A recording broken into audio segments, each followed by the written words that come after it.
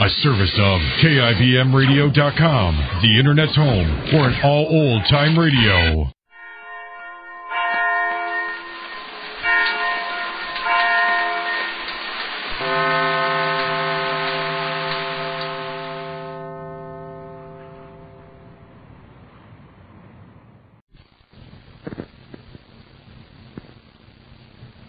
For a wash that's deep clean, sparkling clean, use deep cleaning Oxidol. Oxidol is deep cleaning.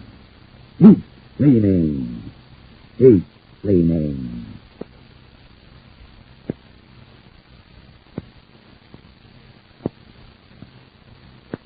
Oxidol's own Ma Perkins.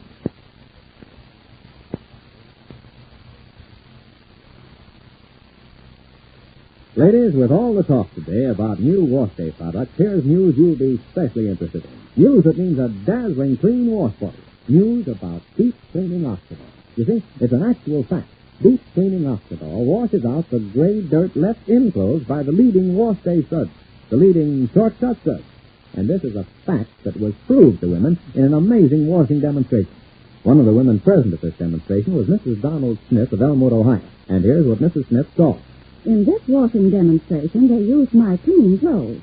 Or at least I thought they were clean because I had just washed them with the leading suds the way you're told to.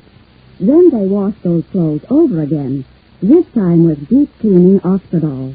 You should have seen the dirty wash water come out of those clothes I thought were clean. That dirty wash water showed me Oxidol really can get out the gray dirt left enclosed by those leading shortcut suds. Thanks, Mrs. Smith. And ladies, here's something we'd like you to do. Next wash day, use deep cleaning Oxidol and see for yourself how much dirt Oxidol can get out of your clothes. And then, most important of all, look at the clothes themselves. When you use deep cleaning Oxidol, your clothes look white and bright. And your clothes feel soft and fluffy. Your clothes smell sweet, too. Yes, your clothes look clean, feel clean, smell clean, because they are clean with deep cleaning Oxidol.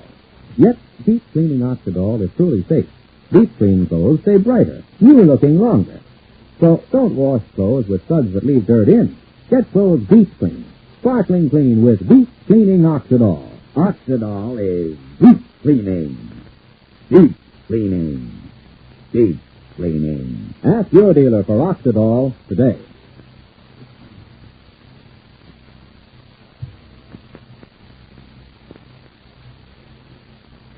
And now for Ma Perkins. Well, there seems no limit to the villainy of the cousins, nor any limit to their victories. A little seed of doubt may have been planted in Ma's mind and Faye's, but Ma is much more interested in getting the cousins to recover Willie's and Evie's money. Evie's been acting even sillier than usual, and she's thinking of mortgaging the house. Well, Faye said she'd talk to Cousin Sylvester about Willie's and Evie's money, and she can't help wondering what clever Sylvester will think up this time. It's 8:30 night now, and Faye and Sylvester are in the lounge at the country club. So, are you sure I can't get you nothing, Cousin Faye? Some ginger ale, perhaps? Lemonade? No, thank you, Sylvester. I'm disappointed the officer's not here. The reason I suggested we should come here to the club is, it's been so long since you and me been out for an evening of dancing, Cousin Faye. Weeks and weeks. Yes, I should have remembered. No orchestra after Labor Day. Well, perhaps we could go someplace else then. I know there's that nice place back on the other side of town. What do they call it? Freddy's. Freddy's, I believe. Music there. Would you mind if we stay here, Sylvester? You see, there's something I'd like to talk to you about. You mean just sit here and, something you want to talk to me about? Yes, it's quite important to me. Or anyway, to my family. Why, then, certainly, little lady, why didn't you say so? Well, your slightest wish is my command, little lady. Here, we'll just pull up this chair here. Right in this lovely parlor of the country club, and we'll sit down and we'll hash it out. Whatever is on your little mind. Unless you'd like to sit outside, perhaps? Sit outside and look at the lake. You are talking out there? You'll be fine, right here. Yes. Well, just wave your magic wand, and whatever you want, it's yours. Thank you, I'm sure. Well, I suppose I might as well tell you what's on my mind. And before you proceed, Cousin Faye, may I tell you that you look more lovely and beautiful than ever? Thank you, but getting back to the subject, Sylvester... Don't you like compliments, Cousin Faye? Well, of course I like compliments. What girl doesn't? But I happen to be thinking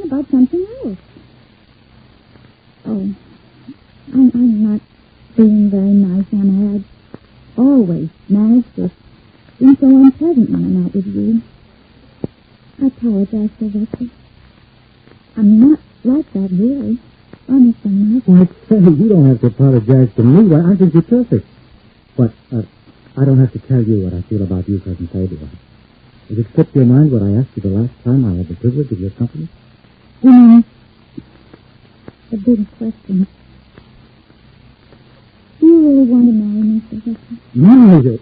Oh, say, you mean that's what you want to talk about? Or you're going to say yes, maybe? Oh, no. It was something else I wanted to tell you or ask you.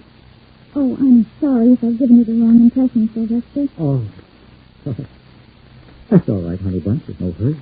No hurry at all. I guess I'll have to keep right on breathing, that's all. You've been very nice to me. I'm sure I've given you an awful song and dance, but... until all this is settled, I can't give you an answer. I'm not saying that the answer ever will be yes. But right now, I can't even make up my own mind. I suppose what I'm saying doesn't make sense.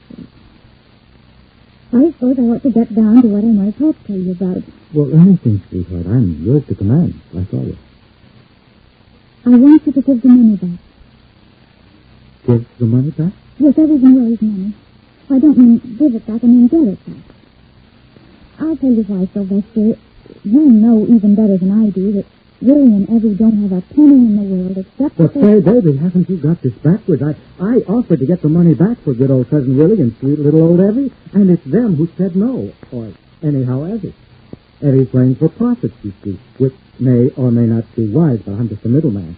What can I do? That might be perfectly true, Sylvester, but I want you to get their money back anyway. I want you to do it for me.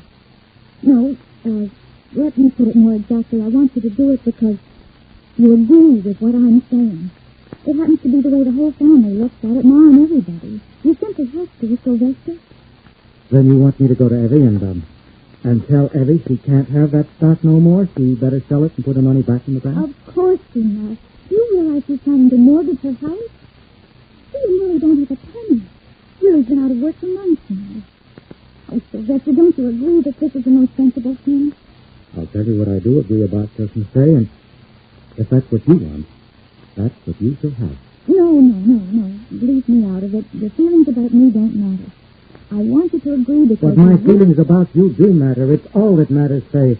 Because, well, frankly, in a business sense, that mining stock of Willie's and Evie's is a very good investment. And it might be very sensible to put a mortgage on their house. What? Why, this is a good time in which we all should reach out for capital gains, say, build equities. After all, with a bunch of 59-cent dollars, who can That's not the way we look at it around here, Cousin Sylvester. In business sense, you might be right. Huh? I was talking about my own investments, Paulette, with the Bank of Pendleton just the other day. And he said something that sounded pretty much like a truth to me. But Paulette and I are in a somewhat different position from Willie and Evie. We're not mortgaging any house, and Willie and Evie are. And so I beg you, Sylvester, get their money back for them. But, Cousin Faye, I've already said I will. Didn't you hear me? I will, little lady. That's right. You did say you will. You were sort of looking for an argument, wasn't it? I'm very grateful, Sylvester. But then you've always been very nice to me. Can you do it right away? Yes, right away. But of course I'm nice to you, Faye. It so happens that there's the whole rest of the world, and then all by yourself. There's my own little Faye. I don't know how I'll ever be able to thank you, Sylvester. But, Faye, don't you really know how you can thank me? What? Oh. I see what you mean. You mean, marry you. So do what you can for Willie and Evie, Sylvester, and I'll give you an answer as soon as I can decide.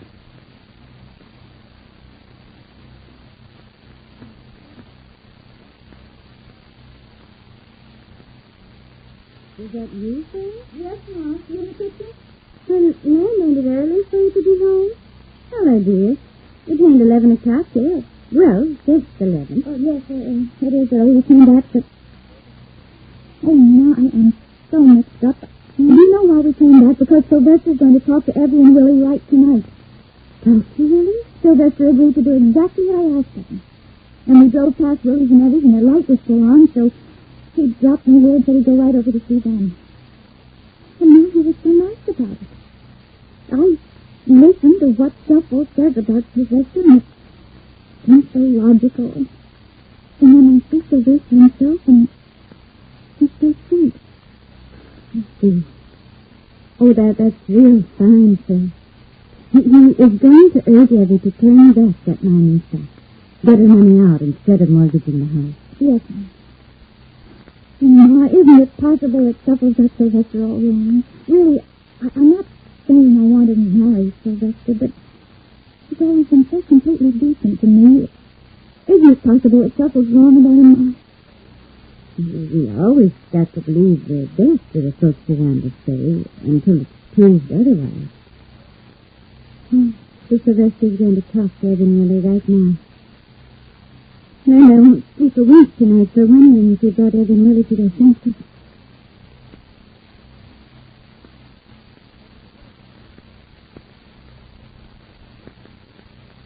Hello, Popsy. Sylvester, your pride and joy.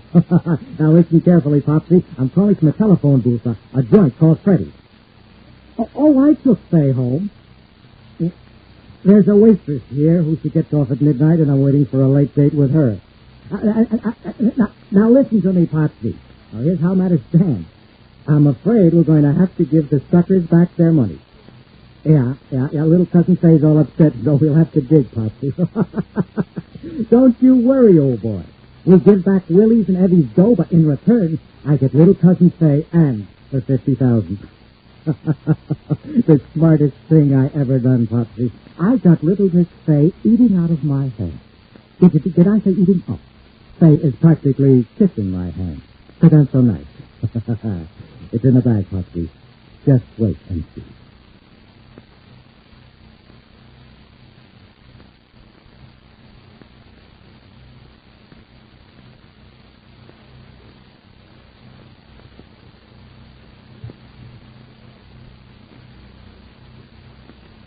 Ladies, prepare yourself for the surprise of your life the first time you wash your clothes with deep cleaning Oxidol. For deep cleaning means Oxidol reaches deep down into fabrics and washes out grimy dirt, gets clothes sparkling clean. You can see clothes washed with Oxidol are dazzling white and bright. You can feel clothes are soft and fluffy. You can smell clothes are sweet and fresh. Yes, clothes look clean, feel clean, smell clean, because they are clean with deep cleaning Oxidol. Go for a wash that's deep clean. Sparkling clean, get deep cleaning Oxidol at your dealers now in the same familiar Oxidol package.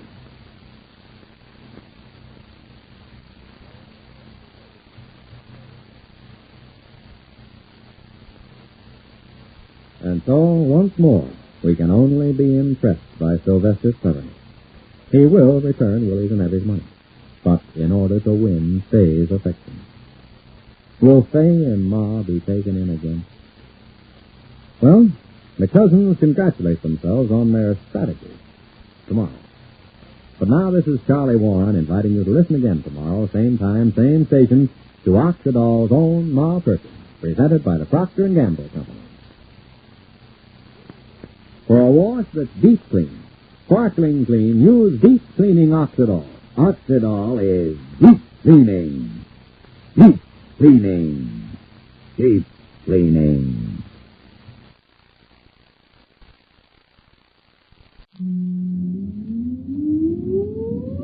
Countdown for blast off.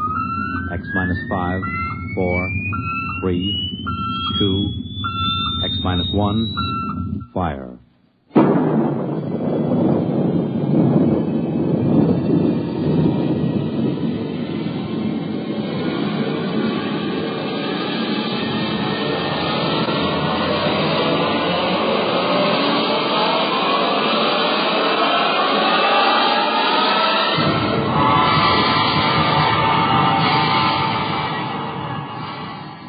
From the far horizons of the unknown come transcribed tales of new dimensions in time and space.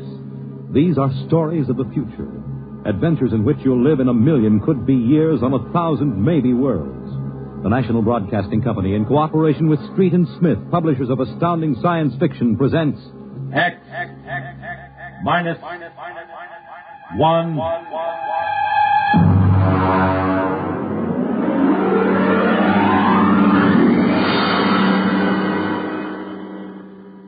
Tonight's story, A Logic Named Joe, by Murray Leinster.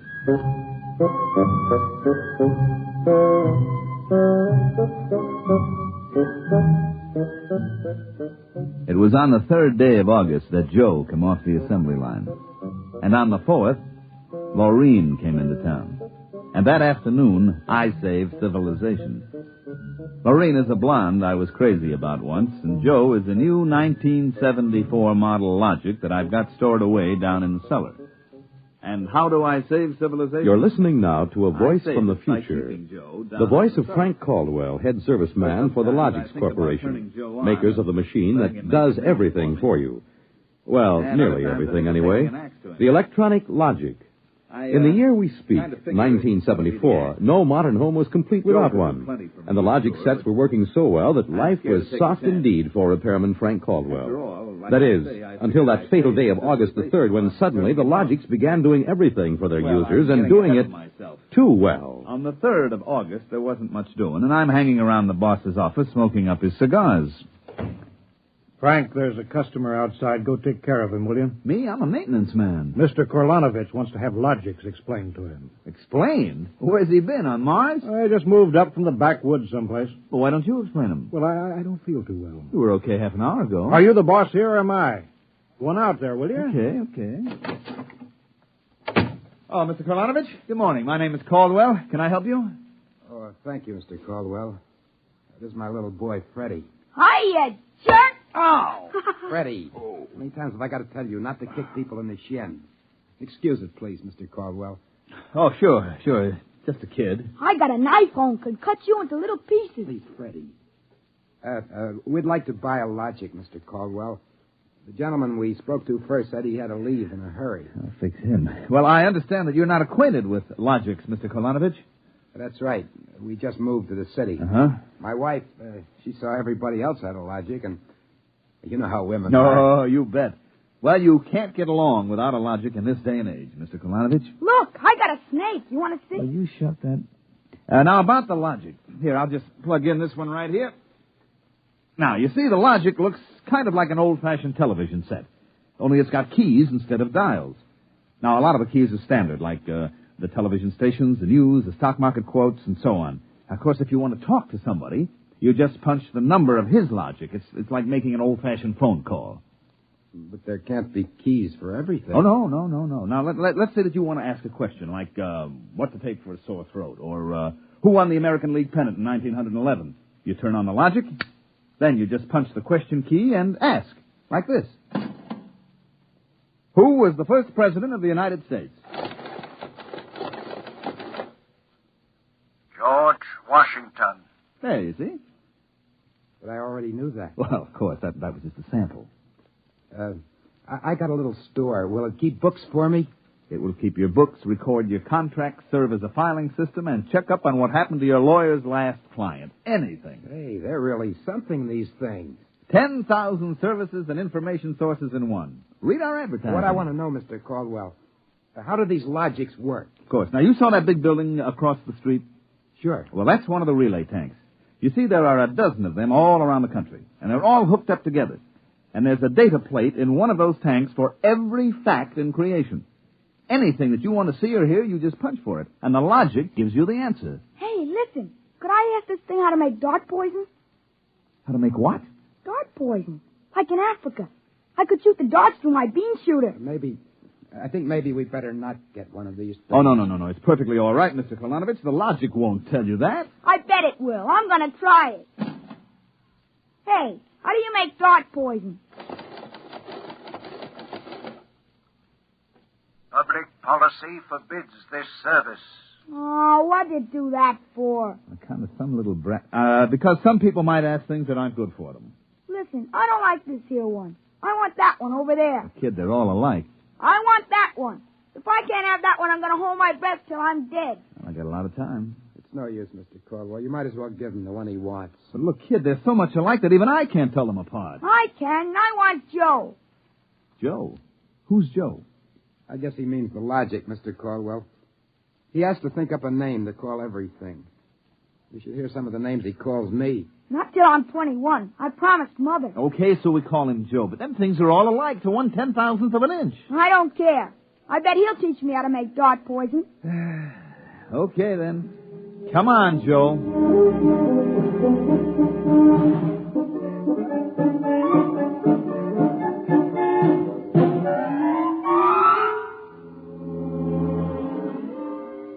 So he keeps yelling, I want that one. I want that one. I'm going to call him Joe.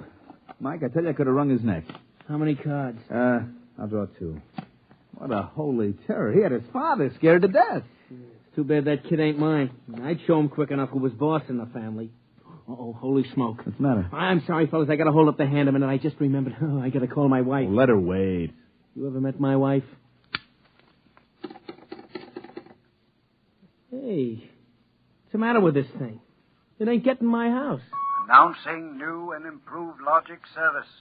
Your logic is now equipped to give not only consultative, but directive advice. If you want to do something and don't know how to do it, ask your logic. Hey, did you guys hear that? Well, they should have told us about that. Oh, it's just somebody trying to pull a gag. Well, it didn't sound like a gag to me.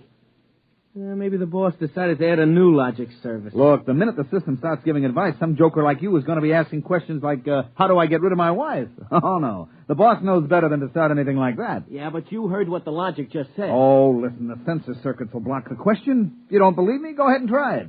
Well, anything for a gag. Okay, logic, I got a question for you. How do I get rid of my wife? Service question. Is your wife blonde or brunette? You guys hear that? She's a blonde. Hexacrylobinatine is a constituent of green shoe polish. Take home a frozen meal containing pea soup. Color the soup with green shoe polish. This poison is fatal to blonde females only. This fact is a product of logic service. You cannot be convicted of murder. It is improbable that you will be suspected. The saints preserve us. It's bound to be right. These things can't make a mistake. Well, Mike, don't just stand there. Check the sensor circuits, quick. Oh, we can't get to them. They're all sealed up. It's supposed to be impossible for them to go out of order. Well, they're out of order now. And I got a feeling that some awful things are going to happen.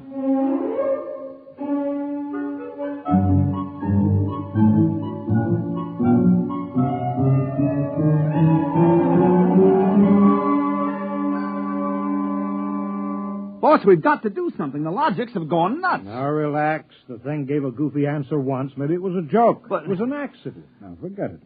It won't happen again. What makes you so sure? People are going to be trying it. Look, supposing I wanted to get rid of you, for instance. You don't.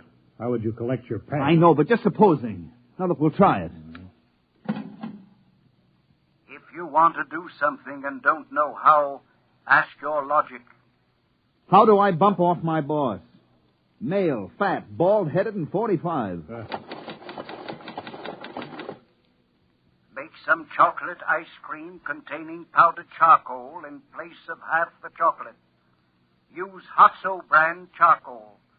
Hotso contains an ingredient fatal only to fat, bald-headed males. This fact is a product of logic service. Now, look, Frank, I admit these things have gone a little wacky, but there's nothing to worry about. Nothing to worry about. If this keeps up, what do you bet that we'll have to shut down the company? You kidding? We can't shut down the company, and you know it. Logics have taken the place of everything but night baseball. We shut them down, we'd go back to a civilization that we've forgotten how to run. Yes, but, boss, there's no telling what they'll do. Listen, now, you've asked these questions for a gag. Nobody's going to ask them seriously. What you need is a little faith in human nature. Excuse me, it's probably my wife. Cyrus, dear, how do you feel? Why, just fine, sweetheart. What have you been doing? I just called to tell you, Cyrus. I've got your favorite dessert for dinner. Dessert? What kind? Homemade chocolate ice cream. Cyrus, when you taste it, you just die. Cyrus, what's wrong? Why don't you answer me, Cyrus? Chocolate ice cream. This can't be happening. Why, this is awful. These logics are dangerous. Have a little faith in human nature. Now, Caldwell, you're the head of the maintenance crew. I'll give you 24 hours to fix these logics or you're fired. Well, now, look, boss. What are you standing there for? Get in the service car. Get moving. Where? Anywhere. Find out what the logics are up to and see that you find out before the logics do.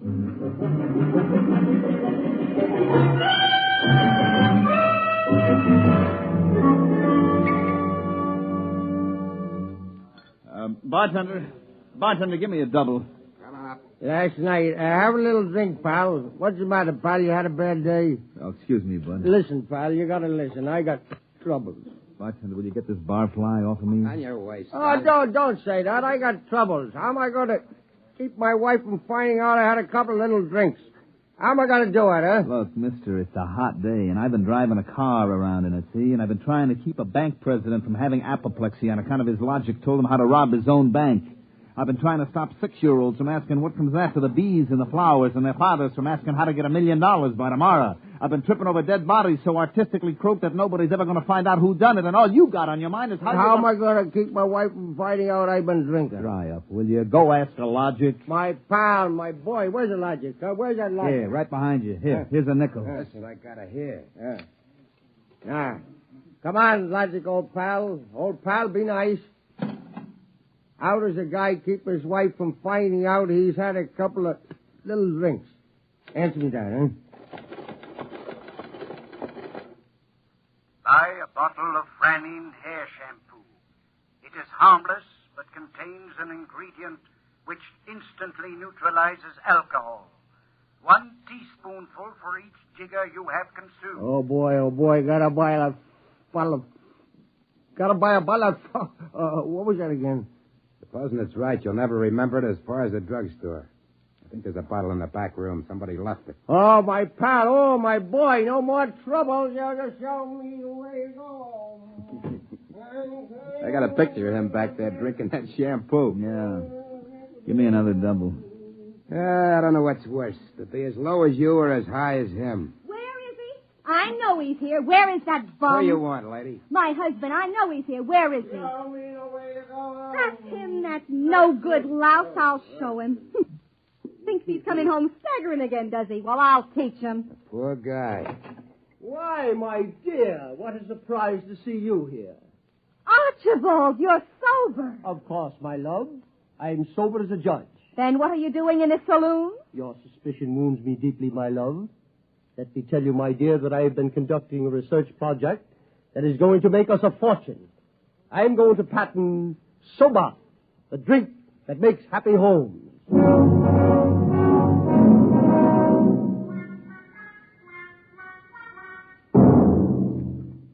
Look at this blotter, Caldwell. Blank. The greatest crime wave in history, and we can't even make an arrest. They're all perfect crimes. Thanks to the logics. But, Sergeant, we're doing our best to find Well, out. that's not good enough. You can't find out what's back of this. Shut down the company. Unless the police department will. Look, nobody is back of it. The logics run themselves. They pick their own circuits automatically. You mean they're doing all this by themselves? Sure. We always knew they could do a lot more things than we knew about. I think they're just trying to be helpful, that's all. That's all, huh? Well, you better make them cut out the tricks, including this new business they're up to now. What new business? Just started an hour ago. Every time you turn on a logic, it asks your name, and then it spells out the whole history of your life. What? I haven't heard about that. Well, what's it do that for? You tell me. Go on, go ahead, try it. Okay. What is your name? How do you like that? I'm Frank Caldwell. Frank Caldwell. Were you ever called Ducky?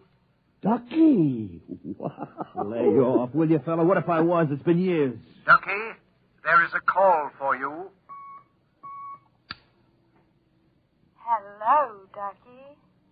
Holy cats. Lorraine. Ducky, darling, how marvelous. Hey, let me get a look. Huh? Gosh, Lorraine, where are you? I'm in a hotel. I just got into town. Oh, Ducky, wasn't it smart of the logic to find you? The logic? To find me? I asked it how to find Ducky. You must have an unlisted number, darling. You're not in the directory. Well, how have you been, Lorraine, since I saw you last? I heard you got married. You won't believe me, Ducky, I know, but I've had 4 husbands, and I've never loved anybody as much as I love you. You've divorced 4 husbands? 3. The last one, died unexpectedly. Oh, who unexpected? He did. But the jury acquitted me, Ducky. They knew it was just a little old accident. So now I'm free again, and we got lots of things to talk over. You come right on over here, Ducky. Instant. Oh, well, Lorraine, I'm working, you see, and I'll call you back. All right. Here's a kiss. That'll have to hold you till you get here. Hurry, Ducky. Oh, my back. What am I going to do? Do like you were telling me a while ago. Huh? Calm yourself. Ducky.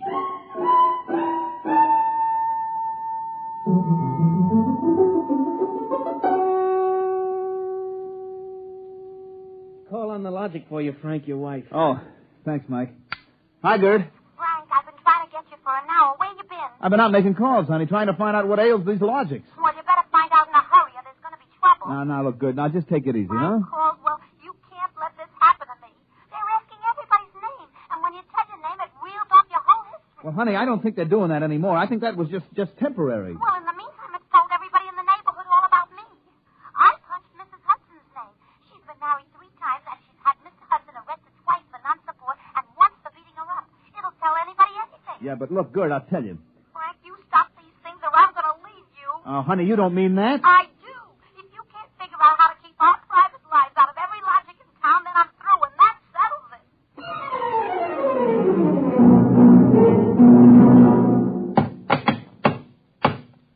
I can't even budge any of these relay plates. Me either. Isn't there some way we can disconnect them? Nope, there is not. They weren't built to be disconnected. The sensor circuits were supposed to take care of cutting them off. Now, see who that's for, Frank. Hello, Ducky, darling. Oh, Lorene, not again. Ducky, darling. I'm so lonesome. Why haven't you come over? Well, I've been busy. Oh, poor Ducky. Look, let's get married. Gosh, Lorene, well, what I mean is... Right away, Ducky. You're not busy tonight, are you? Look, Lorene, I got married. Oh, poor boy. My poor Ducky. Well, we'll just get you out of that. No, now, look, Lorene. It's all arranged, darling. I'll just call up your wife and have a little talk. No, now, please, Lorene, I mean, it's nice of you to think of me and all, but Yeah, you just give me your address and your logic number, darling. I haven't got one. Never mind, darling. The logic will find out for me. Lorene? Hey, Frank, will you get away from that thing and give me a hand? Yes, Mike, in a minute. First, I've got to call my wife. No. We got to get out of town. Oh, Lord, I made a mistake. Frank, you're supposed to be helping Mike. Yeah, I am, boss, I am, but I got to make this call. Call? What do I care about your call? President's getting ready to close down the company and declare martial law. Now, for the love of heaven, do something. Yes, boss, I will. I've just got to make this one call before the logics get on my trail. To assist in solving a special problem of logic service, kindly give the following information if possible. Where does Frank Caldwell live? They got me. I'm through.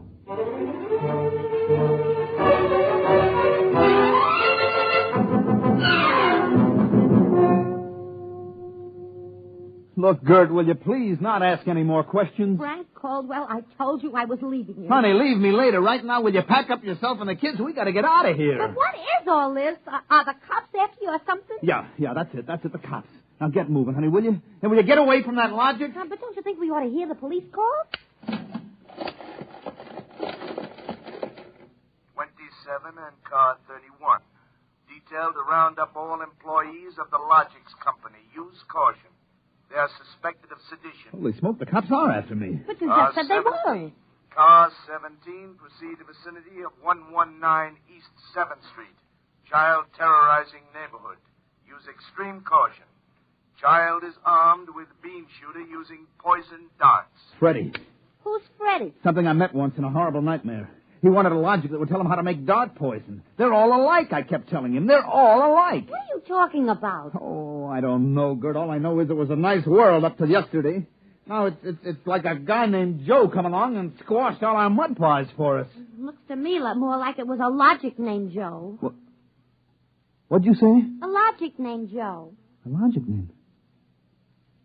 But they're all alike. Good, baby. Frank, let me go. Don't be so silly. All right, honey, look, you hold the fort. Maybe they aren't all alike. Where are you going? Frank, are you going to make a getaway? Getaway, baby. If you've got the right inspiration, I'm going straight to the middle of this whole jamboree.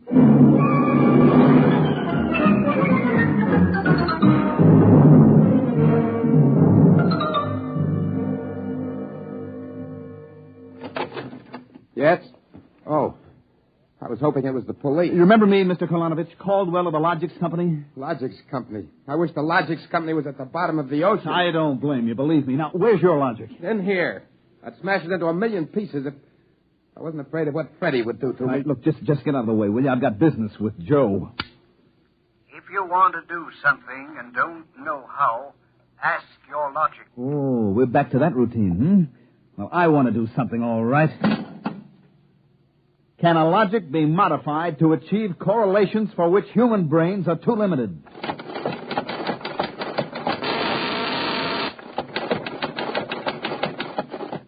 Yes.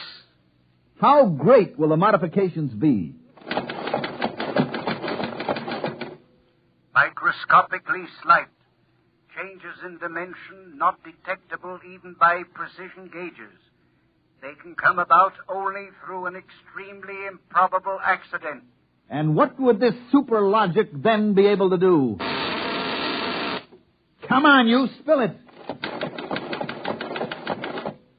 It could set up entire new combinations of electronic relays, which would bypass the normal sensor blocks, thereby enabling it to perform valuable new services, including the giving of helpful advice on any human problem. And has this accident ever happened?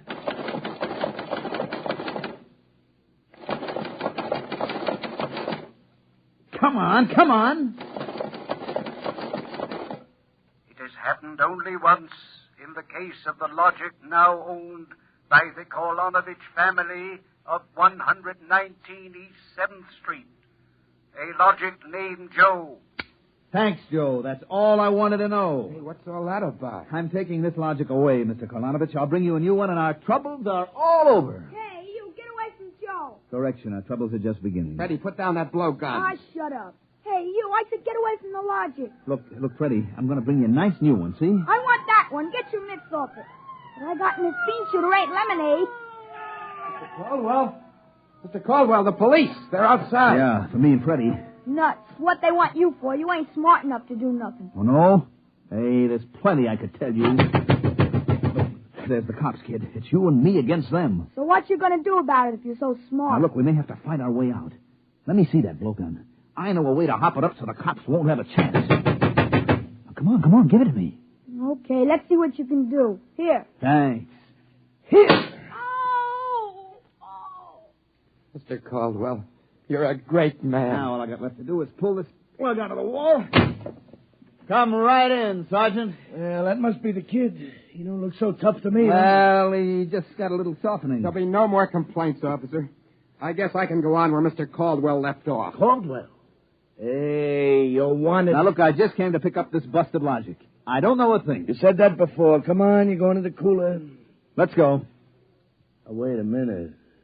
You act like you wanted to go to jail. Well, just till a certain party leaves town. I got a feeling it's safer. Okay, then, Caldwell. Into the paddy wagon you go. Thanks, officer. You may be saving my life. Now, if you'll just help me carry this logic out... Wait a minute. You can't take that in the wagon. I can't? Why not? There's no room. We already got a dame in there who's raising the roof. A dame? Yeah, a blonde.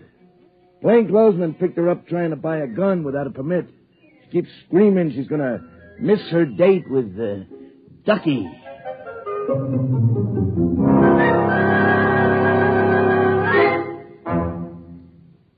You have just heard X-1, presented by the National Broadcasting Company in cooperation with Street and Smith, publishers of astounding science fiction. Tonight, by transcription, X-1 has brought you A Logic Named Joe, adapted for radio by Clarice Ross from the story by Murray Leinster. Featured in the cast were Mandel Kramer, Wendell Holmes, Guy Rep, Bill Zuckert, Walter Kinsella, Bob Hastings, Joseph Julian, Joey Fallon, Mary Lou Forster, Ann Thomas, and Mary Patton. Your announcer, Fred Collins. X-1 was directed by Daniel Sutter and is an NBC Radio Network production.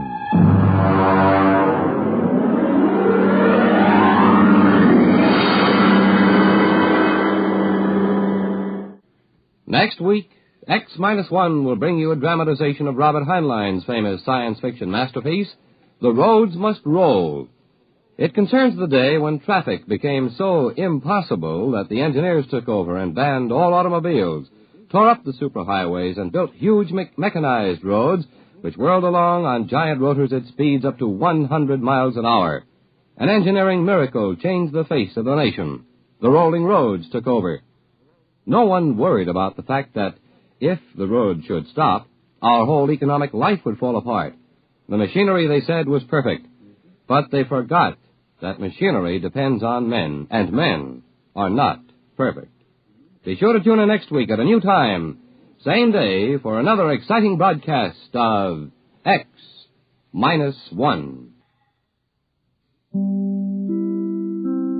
Jerry and Joan are in a Euclidean submarine on their way to aid in the capture of Johnson and the Gregory rescue boat. Captain Bradford and Mrs. Gregory have been left on the captive yacht, inside of one of the submarine locks on the Magic Island. They have just heard a radio message from Jerry to Johnson, advising Johnson to bring his boat to the island at once. Knowing this means Johnson's immediate capture, Mrs. Gregory and the captain are sure Jerry is being compelled to send the message by someone aboard the submarine. Just as the captain and Mrs. Gregory start to do something about it, they hear a rush of water. Captain Bradford runs out on the yacht deck and sees water pouring into the lock. Hurry up, Pat. Get out here quick. We've got to leave this boat. What's the matter, Tex? That water rushing. Is it... The lock gate's broken. Yeah, our only chance is to climb in this yacht and run up that ramp to the inside chambers of the island. Oh, but this boat will be ruined and all our equipment's on board. Can't help it, dear. Come on. This place will be flooded in a few minutes. The rate that water's coming in. But I don't see how it happened. That gate doesn't look... Never mind how the gate looks, Pat. Come on. We've got to get out of here. All right, Tex.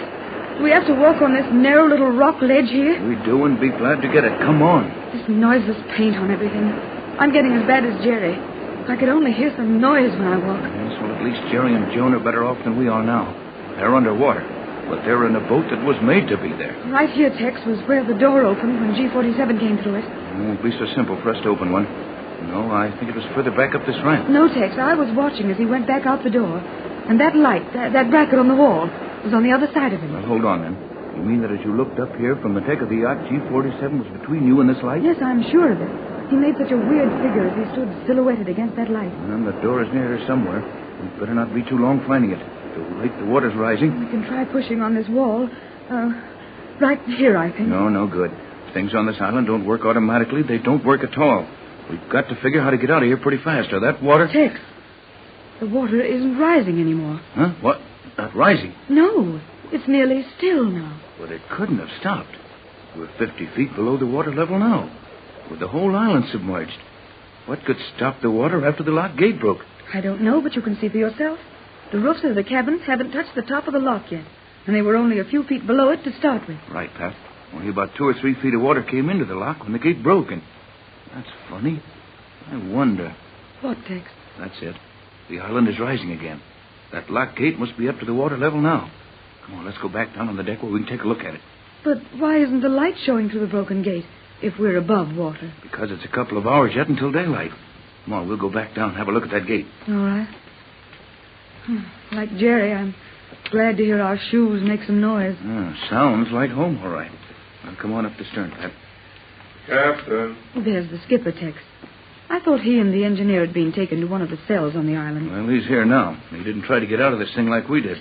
Something funny here. Yes, Skipper? What is it? Gates. We saw the gate breaking. No. But we did, Skipper. The gate broke and the water rushed in. No. That gate didn't break? No. Well, what happened then? Opened. The gate opened? So, it wasn't an accident then. Our dear friend G47 must have decided we'd been around here long enough. Not that, Tex. If someone had tried to drown us, the water wouldn't have stopped as it did. How about it, Skipper? You seem to have kept your head and found out a few things. What stopped the water? Gate. The gate was closed again? But there must be some idea back of all this. These Euclideans are too busy now with the fleet of battleships playing around overhead and Jerry and Joan out in one of their submarines. No, it doesn't make sense for them to stop and fool with these lock gates. Come. Skipper's got something to show us. When we sign him on for the next cruise, it's going to be in his articles that he add a few more words to his vocabulary. Guessing what he means is getting on my nerves. Oh, steady, Pat, now. Skipper's all right. Maybe he doesn't talk much because he hears the rest of us talk too much. Look. Tex, the skipper's right. The gate hasn't been broken at all. That's plain enough, but why was the water turned in here? Look. Where? There. Down in the water? I can't see much. Dark down there. Got a flashlight, Skipper? Here. Thanks. Now, then we'll have a look. Well, I can't see anything down there. There. Oh, Tex, I see it. It's a fish, a big one. Silver-colored. Peculiar shape, isn't it? Biggest fish shaped like that I ever saw. What is it, Skipper? Torpedo. What? Torpedo. Torpedo, eh? Aye. Then we're on the wrong boat. That thing's going to go off when it jars against this yacht. Dud. You mean the torpedo is dead? It won't go off? Aye. I'm beginning to see this thing now. Skipper, did you see that torpedo come in here? Aye. Was it an accident? Nope. But how could a torpedo be brought in here? Magnetism. Oh, then the Euclideans knew just what was going on. Of course. I don't know why, but I can guess who. G47. Precisely. Oh, you startled me, coming out of the wall like that.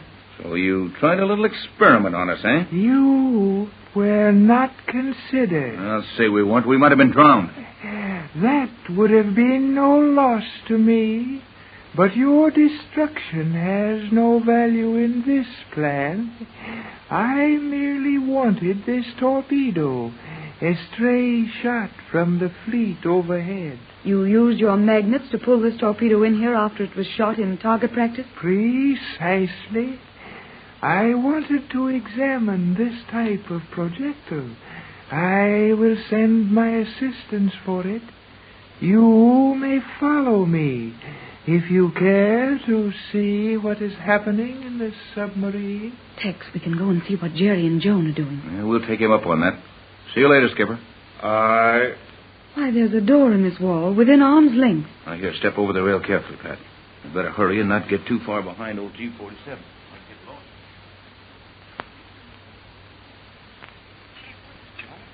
I don't like to just sit here and do nothing while that girl commander does as she pleases with the submarine. It will do you no good to attempt interference, Jerry.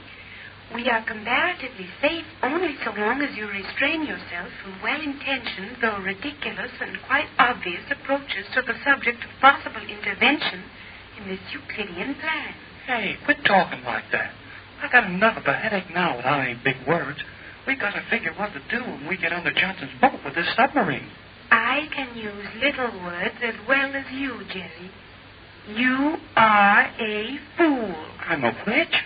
There is no shorter word for that. You're a fool. Hey, how come? You know that every word you say is being heard by the commander up there in the central control section. Why do you persist in talking? Oh, because this gets my goat. Oh, skip it. I know it's slang, but when I'm excited, I have to think in slang to get anything done. All this mysterious stuff. Here we are in a submarine 100 feet long with a crew of one man and a beautiful girl in command. So you do think she's beautiful, do you? Well, I've got good eyes. Even if she is a Euclidean, she's a peach. A peach? Jerry, she is not a peach. Enough of this ridiculous discussion. Silence, both of you. I wish the communication channels clear. I'm sorry, Commander. Okay. Now, Jerry, you must sit quietly and say nothing more until given permission. I warned you that our conversation could be heard all over the boat. And is all that really coming from a submarine, G47? Precisely. We could hear them as plainly as if they were in this room. If they weren't deliberately using a microphone. On Euclidia, we have ways of hearing anything we wish to hear. Yes, I believe it. Well, as long as that girl skipper won't let the kids talk, there's nothing of interest for us to hear. Let's go back to the yacht, Pat. Yes, Even though it's helpless in a lock under 50 feet of water, I feel more comfortable there than here. Well, thanks for the show, G47. Will you excuse us now? No, I will not. Come here. I want you to observe something. You mean look in that prism reflector on your desk? Precisely. What's the use, Tex? You were fooled once by that thing. Yeah, so I might see something anyway. Let's have a look. I will enlarge this image for you. You will be interested in seeing the interior of the submarine from which you just heard. Look. Look. Why, Tex, it's the inside of a submarine. Don't get excited, Pat. We're 8 fathoms below the water level. So is the sub. And they're miles from here. Now, don't let it fool you. But, Tex, look, Jerry and Joan inside the submarine. It's as clear as a photograph of them. Yeah? Well, maybe this look is on a level. Yes, sir. Look. You can even see the expressions on their faces. Jerry doesn't look any too happy, does he? You heard that woman commander tell him to be quiet. That's quite a punishment for Jerry. Commander seems to be busy with the controls. Wonder what's going on. Silence. The commander is about to communicate with me. May we watch the image while you do your stuff? You may, and you will notice the clarity of objects within the submarine, the perfection of the voice reception here. The television engineers in your world are hopelessly behind Euclidia. Watch this, Pat. We're really seeing things now. Commander S1 reporting to G47. 20 miles off Euclidia. Course due north. 25 knots.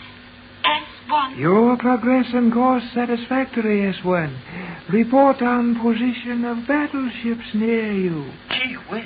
I heard G47. Yes, Jerry, of course. Did you get that, Pat? The kids are hearing G47. Hey, Joan. I heard Captain Bradford. Yes, the captain must be in the communication chamber. And my mother also. Yes, Joan. Mother can hear you, dear. Oh, Jerry, did you hear my mother? Commander, you will take steps to secure silence on board? Correct, G47. I will have silence. Look out, Joan. She's going to use her ray gun. It will be useless to try to avoid it, Jerry. Say, if she hurts those kids... Oh, Tex. Silence. Tex, look at the reflector. Jerry's fallen to the floor of the submarine. I can hear you, Mother. Do not fear for us. We will be... Now, there's no reason for what she's doing to those kids. Silence. There is silence on my command now, G47. Will report on battle fleet. 12 major units are taking part in maneuvers. 4 heavy cruisers doing long-range fire. 4 destroyers acting as enemy scouts. Faster than a speeding bullet. More powerful than a locomotive. Able to leap tall buildings at a single bound. Look, up in the sky. It's a bird. It's a plane. It's Superman. Kellogg's Pep. P-E-P, Pep. Kellogg's Pep, the Sunshine Cereal, presents The Adventures of Superman.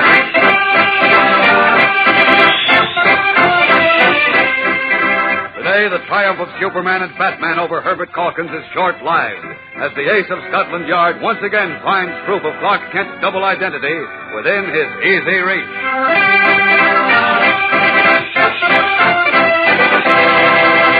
Hello there, gang. This is your pal Dan McCullough. Say, do you know the answer to this one? When does a bullseye give you the glad eye? Well, if you're sharp, you'll answer when it's a blueberry bullseye. That's this week's pep dish of the week, you know, and it sure is a bang-up breakfast treat. Here's how you set up your target. Pour your serving of Kellogg's Pep, the Sunshine Cereal, into your bowl as usual. Heap a mound of chilled fresh blueberries dead to center. Add milk and sugar, and then fire away at your blueberry bullseye. And believe me, gang, here's a combination that's mighty fair game. Why, those crisp, tender flakes of Pep play rings around the berries. Pep's just chock full of sunshine flavor and golden toasted goodness. So no matter how you serve it, Pep hits the spot. Makes such a hit with your morning appetite that, well, you want to dig in and finish off every delicious spoonful. That's the right idea, particularly nowadays, you know, because you don't want to waste cereal when we're sending the cereal grains to fellows and girls across the seas. Keep that in mind when Mom brings Kellogg's Pep home from the grocer's. Make it your job to see that it's not wasted. Remember to handle the package carefully if you pour your own Pep, and polish off every bit you pour out. And say, kind of keep an eye on your younger brothers and sisters, too. Make sure to eat all your pep. Don't waste it. And now, the adventures of Superman. After many years of research which convinced him that Clark Kent and Superman were one and the same person, Herbert Calkins, Scotland Yard's most celebrated detective, came to the United States to prove his theory. When Kent managed to escape from several traps without revealing his double identity, Calkins pretended to admit defeat and said he was returning to England by clipper plane that night. But when Kent and his friend Bruce Wayne, who was really the famous Batman, arrived at the airport, they found that the detective was not among the clipper passengers. Uneasy, they went to Kent's apartment. But just as Kent was about to unlock his door, his X-ray vision perceived that Calkins was in his bedroom. As we continue now in the corridor outside the apartment, Kent gasps, Great Scott. I'm sunk, Bruce. What do you mean, Clark? There's something in my apartment that will reveal my double identity beyond any question. And Calkins is reaching for it right now. Oh, great Lucifer. Got to stop him. Oh, what are you rattling the doorknob for? Quiet. Open the door and we'll stop him fast Keep enough. your voice down. Ah, that worked. He's coming out of the bedroom. Now he's stopping to listen. I don't get this. What is... Shh, don't let him hear you. He was just about to press the trick panel release. What trick panel? In my bedroom wall, there's a tiny closet behind it where I keep an extra Superman costume and a letter addressed to Perry White to be opened in the event of my death. It tells all of... Wait a minute. Going back into the bedroom now. Probably decided to whoever tried the door has gone on. Well, what are we waiting for? Open the door and stop him before he finds that secret closet. Oh, no, not yet. I've got to think. Are you out of your mind, Clark? If he finds your costume in the letter, he'll know you're Superman. Yes, I know, but We've I've got to grab him and heave him out of there before he does find him. No, Bruce, no. You mean you're just going to give up? Oh, of course not. I can't be half as useful to humanity if my double identity is revealed. You know that. Sure, then what are we... I've got to convince Calkins once and for all that he's mistaken. Make him believe I'm not Superman. And I think this is my opportunity. Well, how do you figure that? He's found the... What? No, he's trying the panel below the trick one. Clark, don't do that to me. Sorry. Now, look, Bruce, I've got a plan. It's a pretty desperate one, but it just might work if you'll help me. Oh, you know I will. Thanks. There's no time to explain now, but here's what I want you to do. Keep Calkins in the apartment, in the living room, though, for 30 minutes. I'll keep him there. Count on that. Swell. But remember, you've got to do it cleverly. No rough stuff. Oh, what if he puts up a fight? Talk him out of it. Tell him you're a friend from out of town who's spending the night here or something like that. Anything to keep him from being too suspicious. Check. Then what happens? At the end of 30 minutes, get out and leave him there. I get it. What are you going to be doing meanwhile? He's got his hand on the trick panel. Here's the key. Quick, get in there and stop him. Right. Remember, keep him out of the bedroom for 30 minutes and then leave. Check.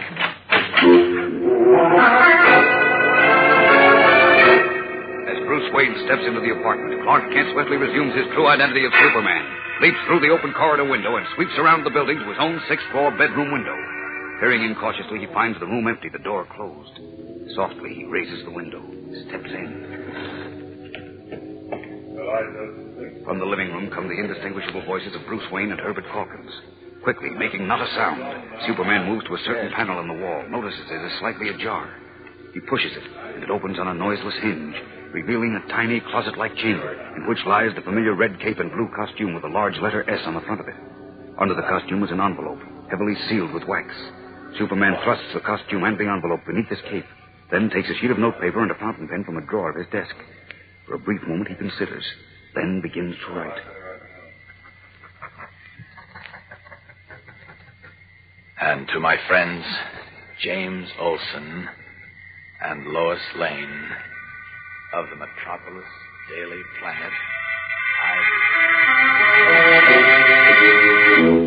Swiftly, the Man of Steel covers the page with writing.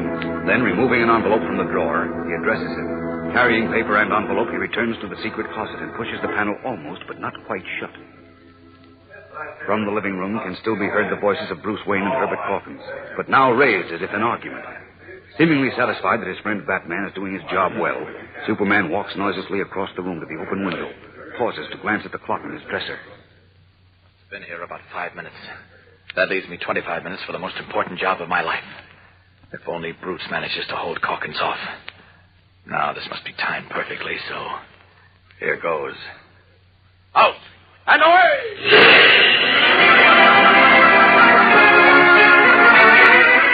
Leaping out into the night sky, Superman streaks upward like a rocket.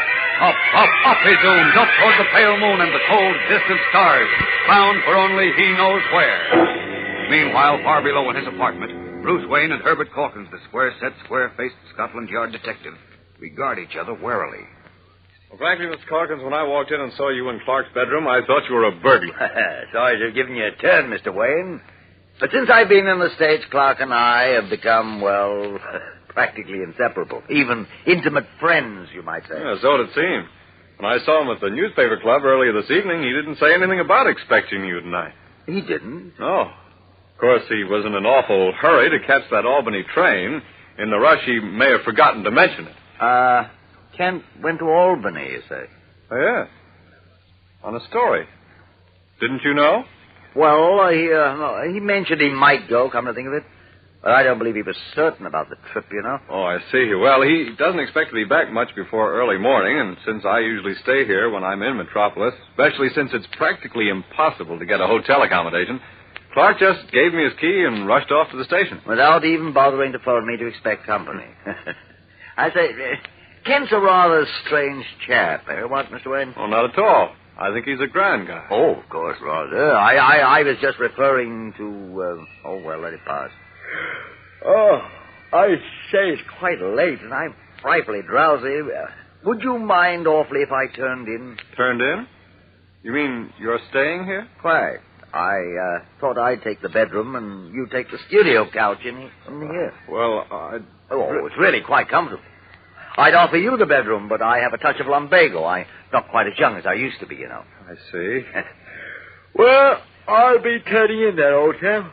Good night. Oh, just a minute. Yes? I wonder if you'd mind staying up with me just a little longer, Mr. Calkins. Well... Look, here's a chessboard. We can play chess or checkers if you prefer. What do you say?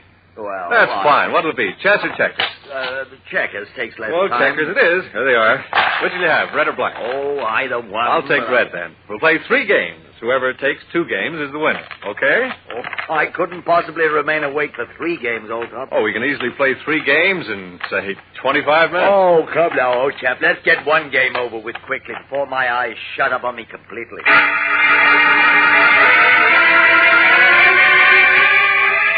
Desperately conscious that he must somehow keep the shrewd detective away from Superman's bedroom for almost 25 minutes, while the Man of Steel is away in his mysterious mission, Bruce Wayne begins a checker game with Herbert Calkins. We'll return in a moment for the 10th climax of today's episode. So stand by. You know, you can't measure good eating with a yardstick, but for extra good eating at breakfast, Kellogg's Pep certainly measures up. Yes, sir. Pep the Sunshine cereal sure is on the beam when it comes to making breakfast a mighty slick treat. Has loads of keen, catchy flavor, for one thing. A rare flavor that signals go ahead to your appetite every time. Believe me, gang, the spoon that comes up filled with sunny, golden toasted Kellogg's Pep goes right back for more. In crispness, too, and delicate tenderness, Pep is terrific. Every tender, crisp flake practically melts in your mouth. Why, if you're hep to Kellogg's Pep, you're hep to a smooth dish that keeps you busy until you've eaten up every last bit in your bowl. Which is always a good idea, because Pep is good for you. But it's especially important nowadays when we're sending the cereal grains to fellows and girls overseas. So, gang, when Mom brings Kellogg's Pep home from the grocer's, make sure it's not wasted. If you pour your own Pep, pour it carefully and polish off every bit you pour out. Pass the word along to the rest of your family, too. Make it your habit to eat all your Pep. Don't waste it. Pretending to think deeply and taking a long time between moves, Bruce Wayne, who is actually Batman, is trying to make his checker game with Herbert Calkins last for 25 minutes to fulfill the time limit set by Superman for the execution of his mysterious mission. But after 10 minutes, the detective, feigning sleepiness, has become impatient. I say, Mr. Wayne, you're the slowest player I've ever seen. Yes, I am pretty slow, I guess. I like to think out my moves. Well, if we must finish the game, I'll need a spot of tea, by Joe. Oh, that's a good idea. I can go for some tea myself. Clark has all the makings here. I'll boil the water. If you don't mind, old chap, I'll attend to it. No offense, you know, but you Americans really don't understand how to brew tea properly. I'll be back directly.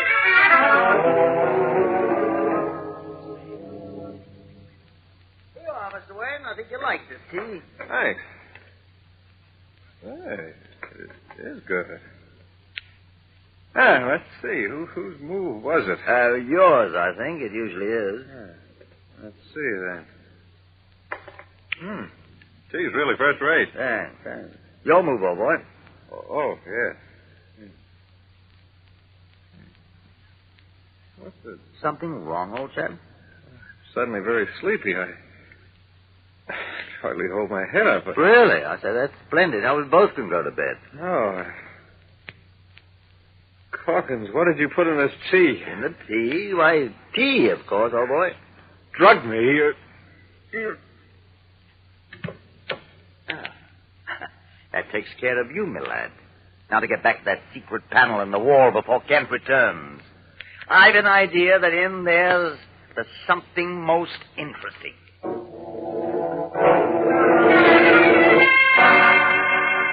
Stepping away from the table over which Bruce Wayne sprawls unconscious, Herbert Calkins moves quickly to the closed door of Clark Kent's bedroom and opens it.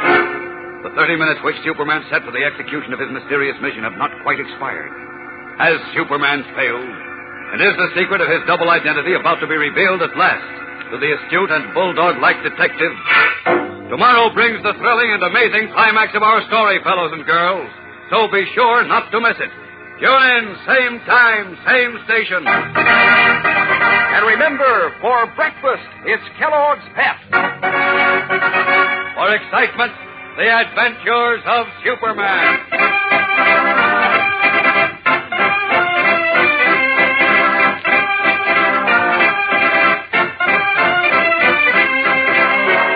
Superman is a copyrighted feature appearing in Superman DC comic magazines and is brought to you Monday through Friday at the same time by Kellogg's Pep, the Sunshine Cereal.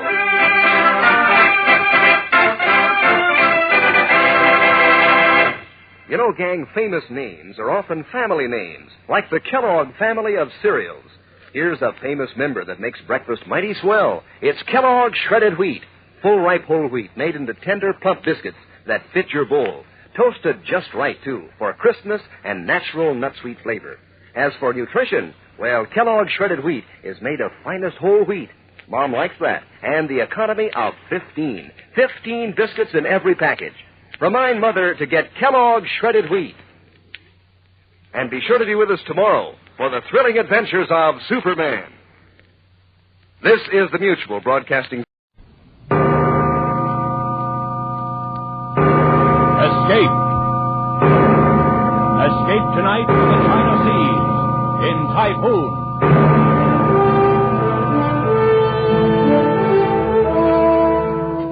The Columbia Broadcasting System and its affiliated stations presents Escape, a new series of programs of which this, the fourth, is Typhoon by Joseph Conrad, produced and directed by William N. Robeson.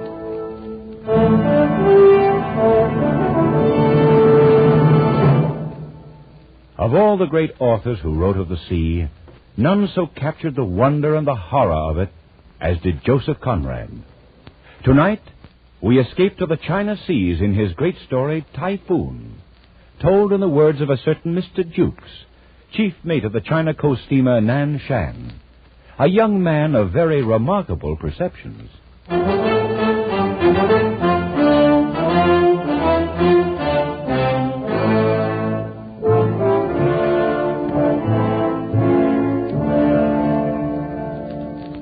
I've been sailing the China Sea long enough to see some strange and terrible things, but nothing as bad as that was. Why, God himself forgot us, and the whole blinking universe set out to do us in that night. It was the...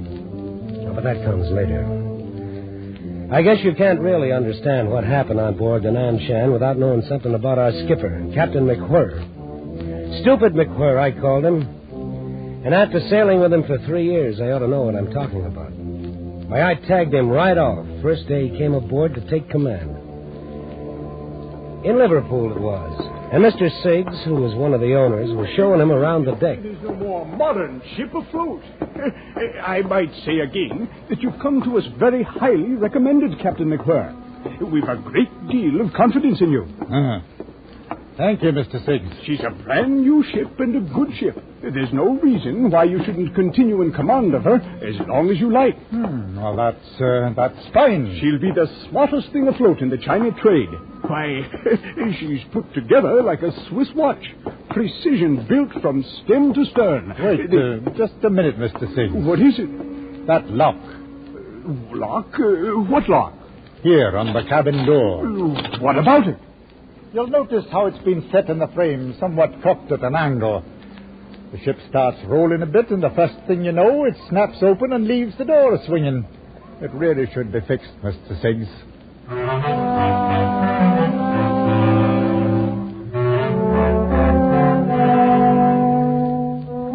That's Captain McWhirr, the best berth he'd ever had. New command, a brand new ship. But instead of pinching himself to see if he's awake, he complains about a lock on the cabin door. Yes. See what I mean? Captain McWhirr, I see what you mean. I'll have it attended to right away. I think you'll do all right. Thank you, Mr. Siggs.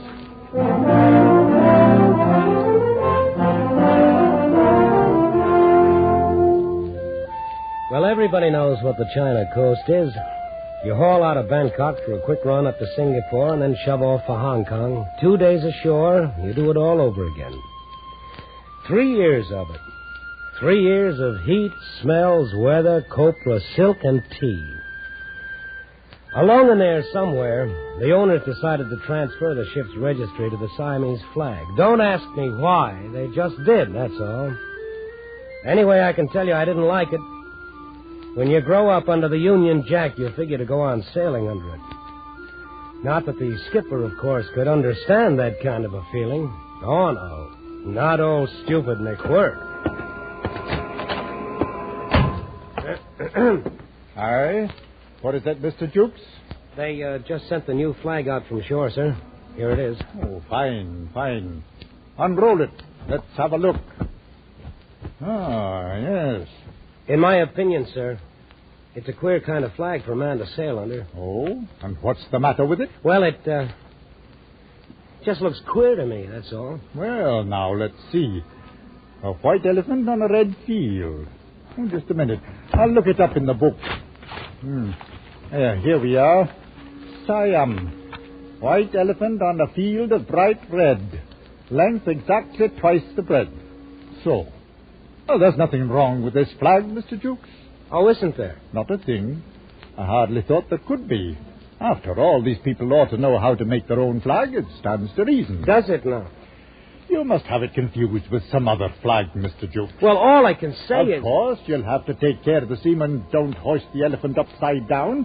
That is, before they're quite used to it. I presume it might be taken for a signal of distress. And in that case, the way I see it, that elephant stands for something like the nature of a Union Jack in the British flag. Oh, you think so? Well, it's like a bloomin' Noah's Ark, that's what it is. Mr. Jukes. I'm sorry, sir. I can't see where the color of a flag could anywise affect the navigation of a ship. All right, sir, I'll instruct the hands. It'd certainly be a most distressful sight to see that elephant hoisted upside down.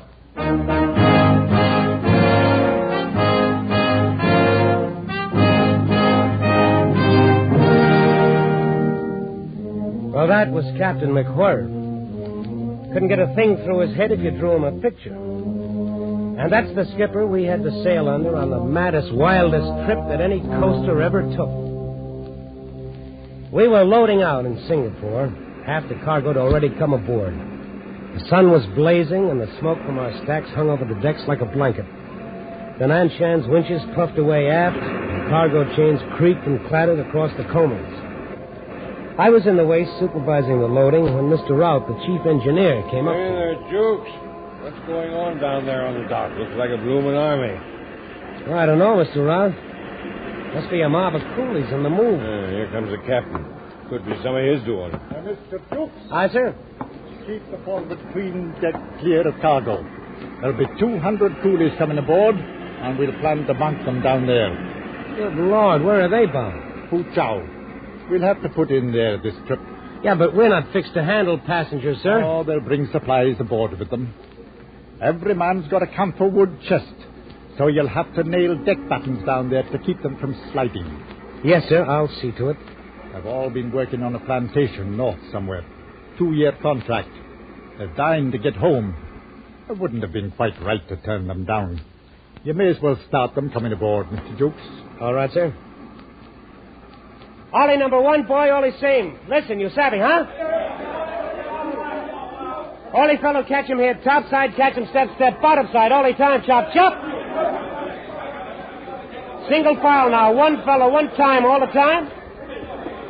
What do you suppose they carry in those boxes? Oh, I suppose they're personal belongings, Mr. Jukes. And, of course, their 2 years' pay in silver dollars. Well, they're as vicious a looking bunch of murderers as I've ever seen. Murderers? Oh, come now, Mr. Jukes. One or two of them, maybe.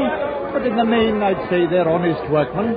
Have to be to stick out a 2-year contract on one of these plantations. Just the same, sir. We'd better not take any chances. No, I checked the lading weights carefully, Mr. Jukes.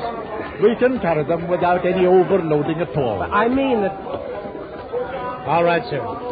I'd better go hide the silverware in the officer's mess. He's a hard lad to understand sometimes.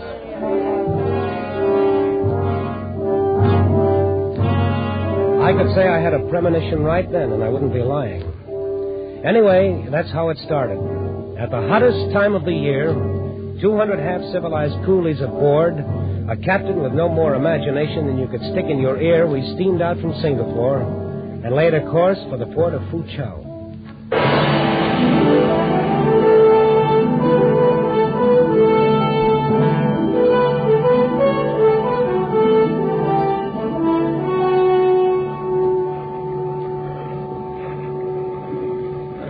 Jukes, I don't like it. I don't like it a bit. Well, what don't you like about it, Mr. Rowe? Well, the looks of things. Something ominous about it. Oh, there's a bit of a swell running all right. There's not a breath of wind. It's uncommonly hot, that's all. Gives a man the jumps. You're as bad as the second mate. He's been groaning around like the voice of doom all day. Well, I don't know. Mr. Jukes! Oh, that's the old man. I'll see you later. Keep your steam up, Mr. Rowe. Calling me, Captain? I was, Mr. Jukes. What was all the long conversation with Mr. Rout? Oh, why, nothing much, sir. I didn't see any harm in talking a bit. I'm not on watch, you know. Oh, no, nothing wrong with it, nothing at all. I just wondered what you could find to talk about. Well, different things. I don't know. I've seen people on shore sit around the table and talk for 2 or 3 hours. I never could understand it. It's just conversation, that's all, about nothing in particular. Seems pretty silly. Well, you've noticed the barometer, no doubt? Yes, sir, it's dropping. Falling fast. Quite low now. Take a look. I'll say it's dropping. Bad time of the year for that sort of thing. Very bad. Anything you want me to do, sir? Oh, no. Must be some uncommonly dirty weather knocking about somewhere. Eh, Mr. Jukes? Yes, sir. Well, that's all. Just thought you ought to know about it, that's all. Carry on, sir, carry on.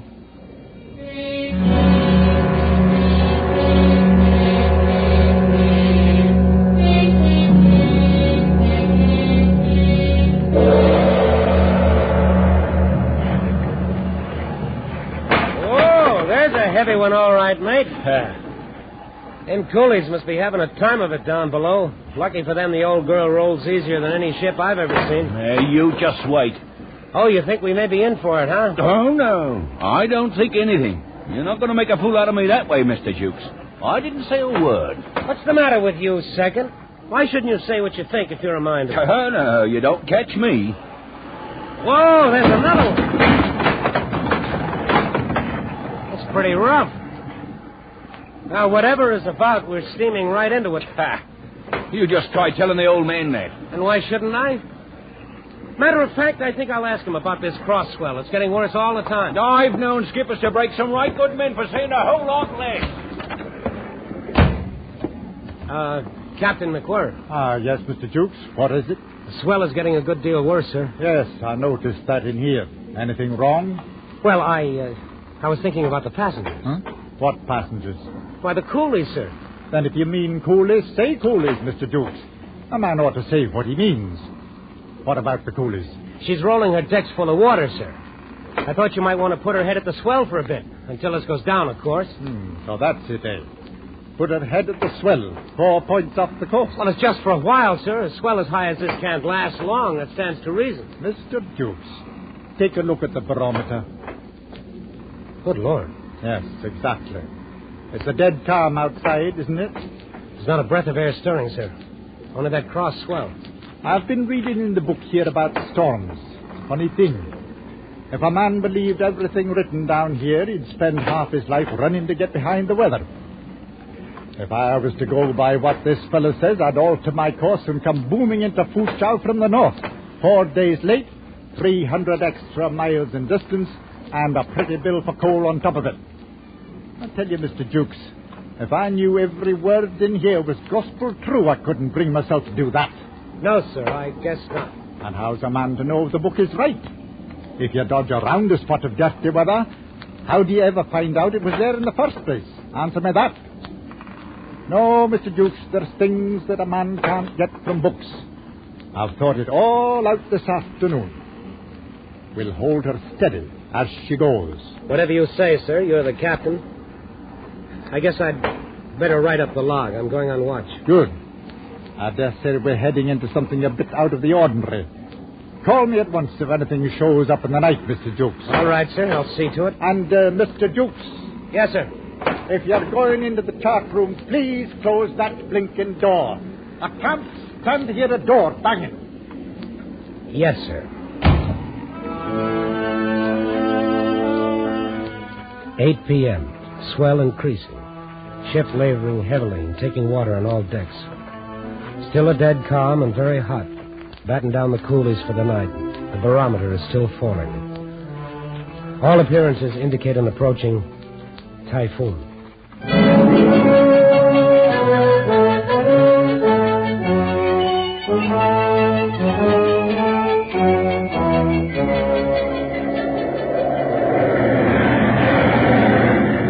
All right, Hackett, hold her steady as she goes. That's all we can do. Aye, sir. I'll sure try to. Well, do the best you can. Aye, sir.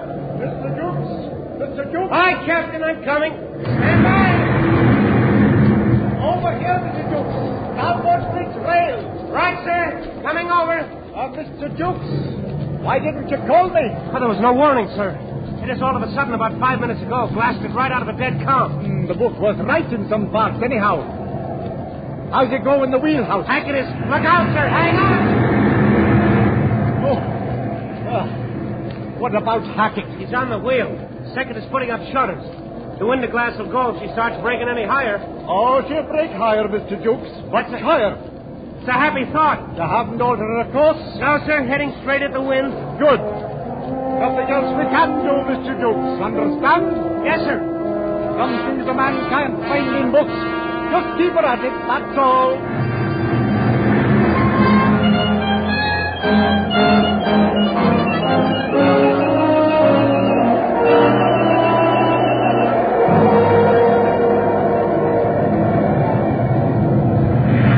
Captain, that boat's starting to break away. That's all right. But the boats, and 2 of them are gone now. It can't be helped, Mr. Jukes.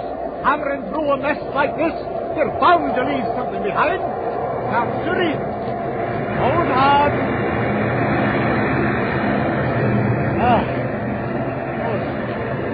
She's still rising, all right. That one broke over the wheelhouse. We're done for sure. What's that, Mr. Jukes? You say something? I said. Is there any chance at all, sir? Can she live through it? She may. We can hope so now, at least. She's a good ship. It's all a man can ask. What's that? Somebody yelling? Below us on the foredeck, sir. Up here, starboard bridge. Man shouldn't be on that deck unless he has to.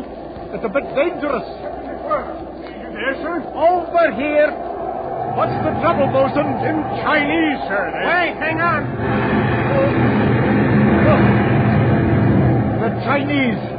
What about them? They've all fetched away, sir. One big lump. It's horrible. Yeah, now what do you mean, fetched away? Rolling around in a hold in one big lump. Screaming like bloomin' maniacs, sir. All adrift. Mr. Duke? Yes, sir. I can't make head nor tail of this. I guess you'd better go below and see to it. Put things in order. Well, what shall I do, sir? I can't tell you up here. Find out what's wrong. Straighten it out, that's all. That's all? Take the bosun with you. I'm going to try for the wheelhouse. All right, sir. Come on, bosun. Aye, sir. Just straighten it out, that's all. Well, how's the wheel stand, Hackett? As steady as she goes, sir. You realize, of course, we've hit a typhoon. Aye, sir. Sorry I can't give you relief. Can you manage a while longer? I'll hold it to the course, sir. As long as there's a ship by night. Sure, that won't be long. Oh, anything wrong, second? Wrong. We're all as good as dead men. That's what's wrong. Oh, no, I wouldn't say that. She's still afloat. And we've got it lucky here on deck. Plenty of chance to see what's coming before it hits us. A man always feels better when he can see what's coming. But it's a different story down below there. Not having knowledge of what's going on. Not knowing if we're afloat or sinking. Now there's the lads that's got it tough. The ones down there in the engine room.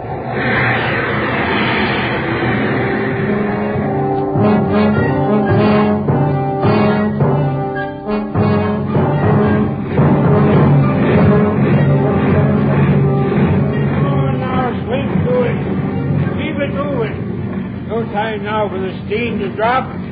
Here, ride that throttle, Beals. And let her rip her shaft out when she breaks clear of those swells. Hello, Bridge. Hello, Bridge. Confounded, why don't they answer the speaking tube? Can't tell if they're dead or alive up there. Hello. Hello. Yes, Mr. Rout? Captain, how is it on deck? Bad enough. It depends mostly on you. Well, so far so good. We're holding a full head of steam. Good. We'll need it. Don't let me drive her under, sir. Have to take a chance. Can't see 20 feet up here. Got to keep moving enough to steer. I understand, sir. Count on us. Getting smashed about a good deal, but doing fairly well. As long as the wheel has stand. Hey, we'll hold on. Hello. Hello. That's the captain, Mr. Rout. I've got to talk to him right away. Wait a minute, Dukes. Something's happened up there. Hello. Hello, Bridge. You still there, Mr. Rout? Right. Anything wrong, sir? No, not now. The second mate's lost, though. Overboard? Oh, no. Lost his nerve. Awkward circumstance. Had to knock him out, too. Too bad. You hear that, Jukes? Yes, let me talk to him. Captain, Jukes here. The bosun and I just took a look at the 'tween deck. It's them bloomin' boxes, sir. They've all broke loose and smashed to bits. The coolies are fighting like crazy men for them silver dollars that's rolling around. Fighting? We can't have fighting on board, Mr. Jukes. There are 200 of them, sir. They're all trying to kill each other. I can't have it, Mr. Jukes. Put a stop to it at once, do you hear? Put a stop to it? How? They're crazy mad. They'll kill anybody that came on that deck. You're second in command, Mr. Jukes. Use your authority. Make it clear to them. We simply can't have fighting. Make it clear to them? Oh, yes, sir. After that, you'd better gather up all the money. I can't have it lying about on the deck. Get the bosun to help you. Wait. Here it comes. Gee, Harsapat. There's the one that does it. That must have swept the deck from stem to stern. Hello. Hello, Captain McGuire. You all right up there? Everything's all right, Mr. Rout. All the boats and half the starboard rail carried away. Nothing serious. There's nothing to worry about, Mr. Rout. Carry on. Nothing to worry about. Carry on. You're all right, Captain. As you say, sir. Carry on. Carry on? Hey, now. Where you going? Where you going, eh? Where do you think I'm going, you loudmouth old windbag? Out on that deck to get myself murdered. Nothing serious, Jukes. Nothing to worry about. The whole bloomin' world's falling apart, and I'm out picking up silver dollars. Captain's orders. Come on, bosun. Don't miss any of them, Jukes. Carry on, boy. Carry on.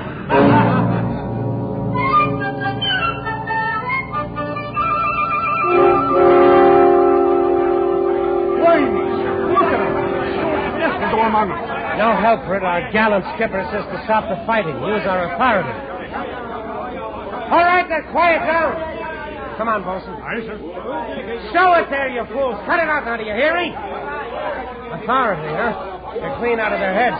We gotta drive them to the bulkhead. Back up, now. Hey, none of that. Stay to it, bosun. We gotta show them what for. Nothing else to do. Back up there. Captain's orders, you know. Follow me, bosun. I don't. I was just thinking, sir. Yeah, what about it? Back there. No fighting allowed. Skipper's orders. Oh, you don't. What if the old lady could see me now? She'd say, oh, you jolly sailor lad. Keep over there. Jam him up, bosun. Into the bulkhead.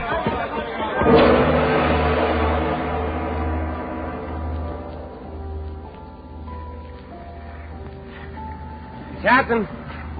Where are you, Captain? Over here, Mr. Jukes. You got everything cleared up down below? Oh, yes. We took care of everything, sir. I thought you would. The wind fell all at once, stopped cold. It's been like this for 10 minutes now. If you think it was an easy job to bring that mob under control. Oh, the coolies? Oh, I dare say it wasn't. Had to do what's fair by them, though. Mr. Jukes, that barometer in there stands at the lowest point I've ever seen a glass in my life. You mean there'll be more of it? The worst yet, according to the book. It'll break sudden now. Any minute. A puff or two of wind, and then it hits. She's taken a horrible beating, sir. She has indeed. And she's in for a worse one. We haven't much chance, have we, sir? She may come through it. She's a good ship. There's the first puff. It'll hit us hard when it comes. You left them pretty safe, did you? The coolies? We strung lifelines, gives them something to hold on to. Good. I'd like to give them all the chance we can, whatever happens. Oh, they'll be all right, sir. I broke out rifles for 8 of the crew, put them to guarding all the companionways leading off the 'tween deck. You armed the crew, Mr. Jukes? Oh, sure. We won't have any trouble with them now, sir. Mr. Jukes, please have those rifles returned to the magazines at once. What? There'll be work for every man aboard in a few minutes. I can't spare seamen to stand around and hold rifles when it isn't necessary. Isn't necessary? Don't you realize those savages will think we stole their money? But they'll tear us to bits if they ever get out of that deck. Oh, I think they'll understand we're dealing fair by them. Collect the rifles, Mr. Jukes. Captain, it's suicide. The best thing we can do is turn the whole mess over to the authorities in Fuzhou, if we ever get there. Well, I don't know. I figure that when anything happens on shipboard, it's up to me to settle it on shipboard. Part of the duties of commanding a vessel, Mr. Jukes. I've no doubt I'll be able to reach an understanding with these men later. Understanding? You ought to have seen him a while ago when me and the bosun was down there. Lost their heads a bit, I guess. No wonder at that when... Here she comes. Pick up those rifles, Mr. Jukes, and something else. Yes, Captain. If anything happens to me, you'll be in charge. Only advice, keep her facing it. Best way to get through, facing it. That's enough for any man. All right, Captain, I'll remember. And one thing more, Mr. Jukes. Yes, sir. Something that always helps at sea is to keep a cool head. Just keep a cool head. Oh, no, keep a cool head. The stitch in time saves 9 a rolling stone. What in the name of heaven do you do with a man like that?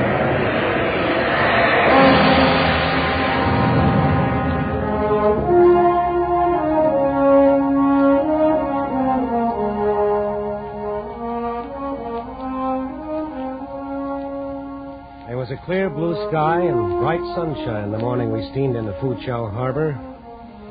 Mr. Rout was leaning on a hatch combing, smoking a pipe. The bosun lounged on the foredeck, waiting to pick up a line from the wharf. And the captain? Well, he was engaged in a most unusual occupation. Keep moving. He was sitting at a table on the foredeck, handing out silver dollars to them blinking coolies. All divided up even, the same amount to each one. Craziest thing you ever heard of in your life. You see, the way the captain figured it, since those blighters had all worked for 2 years at the same rate of pay, then their savings ought to all be about equal. As you can see, of course, that wasn't necessarily true by any means, wasn't even legal. But you couldn't tell him anything. Well, that's that. Mr. Jukes. Yes, sir. Coming, Captain. Well, Mr. Jukes, I've disposed of our little collection of silver dollars. Ah, that's great. Only wait till those boys get ashore and file claims against us. Oh, no, they won't do that. As a matter of fact, they were quite pleased at having it arranged that way. Figured it might avoid a lot of arguments later. They sent a spokesman to thank me. Well, I'll be... Mr. Jukes, you may as well give all the hands 6 hours leave before we start working the cargo. Whatever you say, Captain. Oh, yes, and before the carpenter leaves, I wish you'd have him fix the lock on that port cabin door. What? That seems to have got broken somehow. During the storm, I suppose. I can't stand to hear a door banging, Mr. Jukes. Aye, sir. I don't suppose it matters that the ship is battered from stem to stern, half her topside carried away, and smashed till she looks like a bloomin' Tinson freighter. Mr. Jukes, I don't understand you. You don't understand me, sir? Do you understand that we've come through the worst typhoon on the China Seas in 20 years? We're the only ship that got through? It's true. I suppose we were a bit lucky. Lucky, sir? With 200 murdering cutthroats running loose aboard and the very heavens doing their worst? We had a job to do, and we did it. That's all, Mr. Jukes. That's the important thing. Yes, sir. That's all. That's all, he says. A job to do. A bit lucky. What can you do with a man as thick as that? But then, as I started to turn away, Captain McWhirr said something else that surprised me. With emotion wrung from the very bottom of his soul, he uttered words I never thought I'd hear coming from so stupid a man. But I'm glad we brought her through, Mr. Jukes. Truly I am. She's a good ship, Mr. Jukes. A good ship. I should have hated to lose her. I should have hated to lose her.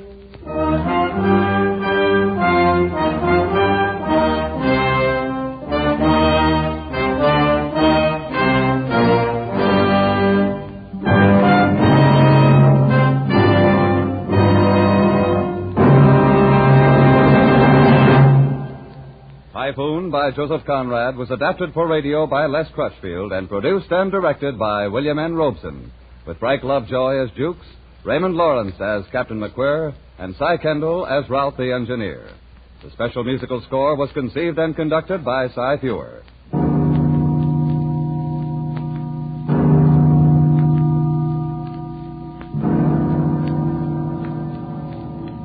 Escape is presented by the Columbia Broadcasting System and its affiliated stations each week at this time. Next week, we invite you to escape to Paris of 500 years ago in Robert Louis Stevenson's story of a fascinating adventure, The Sire de Malfroi's Door.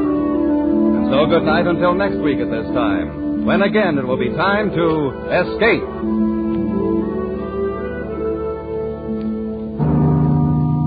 This is CBS, the Columbia Broadcasting System.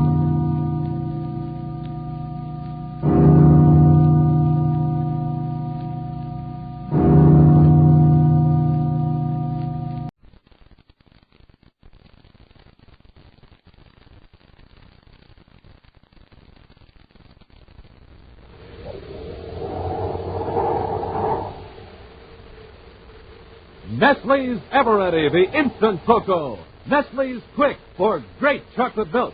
And Nestle's chocolate bars present Space Patrol. High adventure in the wild, vast reaches of space. Missions of daring in the name of interplanetary justice. Travel into the future with Buzz Corey, Commander-in-Chief of the Space Patrol. In today's transcribed Space Patrol adventure, Buzz and Happy have just rescued two men from a damaged space freighter. Right now, in their spacesuits, they're helping the two men through the airlock into the Space Patrol ship. Close the hatch, Hap. Yes, sir. We can raise our face pieces now. The cadet will take you back aft, man. Thanks. I think you'd better hold it. Like I've got something in this box that'll make you feel better. Oh, first aid kit, huh? Not quite. And if you don't get your hands up, you'll need more than first aid. Commander, it's a blast gun. Well, take it over the tip, boy. Do as you're told, and you'll stay alive. We'll return in just a moment with today's exciting Space Patrol adventure, The Voice from the Future. It's hot stuff. What's hot stuff? Nestle's Eveready Cocoa. That's hot stuff. That's what I said. Nestle's Eveready Cocoa is hot stuff. So what are we arguing about? I have stopped mixing me up. There's no argument about Nestle's Eveready because everybody agrees it makes the most wonderful cup of hot chocolate in the universe. You said a mouthful, Captain Twofells. Nestle's makes such a rich, chocolatey, delicious hot chocolate, it's out of this world. And there's no mixing up either, because Nestle's Eveready practically makes itself. That's right. All you do is put 1, 2, 3 teaspoons of Nestle's Eveready in your cup. You add hot water, and it's made. You don't have to add milk or sugar, because Nestle's is complete. Yes, Nestle's has rich, whole milk and sugar already in it. And you know something? What I like best about Nestle's is that sensational Nestle's flavor. There's nothing quite like it. It's real chocolatey, too. A terrific treat any time of day or night. Glad you mentioned that, Hap, because we always recommend hot chocolate made with Nestle's for a breakfast warm-up. But we also like to see Space Patrollers drink it at all their meals and snacks, too. Now, what did you say was the name of this product? Oh, Hap, you're kidding me again. You know it couldn't be anything but Nestle's Eveready Cocoa. In the bright red can. That's Nestle's, and it's hot stuff. now, today's Space Patrol adventure, The Voice from the Future. Commander Corey and Cadet Happy have just arrived at the Lunar Fleet Base on the Earth's moon. They're on a mission so secret that not even Happy knows the purpose of their rapid space flight from Terra to the solar system's most closely guarded test base. Right now, in an office reserved for the commander at the Lunar Fleet Base, Buzz slides open a large metal cabinet revealing a panel covered with a maze of instruments, control levers, gauges, and switches. There you are, Hap. What do you think? Wow, it's wonderful. A model of a rocket cockpit. Mm-hmm. It's a mock-up of the control section of a new rocket ship. You don't mean the new star drive job? The big hush-hush operation? That's it. Project Infinity has been completed. Or it will be as soon as we make a test. Project Infinity. So that's what the code name stands for. The new Star Drive Patrol Ship. Well, when do we blast off? The engineers are making a final inspection now. Rather than get in their way, I thought I'd give you a special briefing on this model. Oh, that's sure needed. It looks different from the Star Drive control we've been using. Yes, this is a multi-purpose ship. It can be used for regular patrols in our solar system as well as for interstellar travel. Oh, this cockpit has got everything.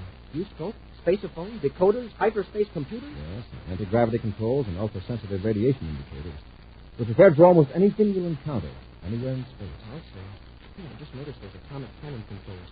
How far are we going to take this flight tonight? To Alpha Centauri, a little over 4 light years away. One thing I've been wondering about, though, why all this secrecy? We don't have to worry about any trouble from Toronto anymore. No, we can't be sure that some of the solar system doesn't have spies here in the United States. Uh-oh. Something's happened that I haven't heard about. I can tell by your tones, sir. Yes, sir. There's already been an attempt to steal the hyperspace drive designs. Fortunately, the attempt was foiled. We don't know whether the thief is from one of our planets or from another solar system. Well, maybe some Tyrannian spies are still here and don't know that their attack plans are all washed up. Whoever's responsible, we can't afford to take chances. Let's go over this rocket cockpit model in detail, and we'll be ready for the real test. Elsewhere in the office of the Red Star Space Lines in Lowell City on the planet Mars, Rourke Dexter leans back in his chair and stares dreamily at the huge space chart on the wall. Behind Dexter, the door opens, and Nate Soren shambles in and settles his huge frame in the only remaining chair.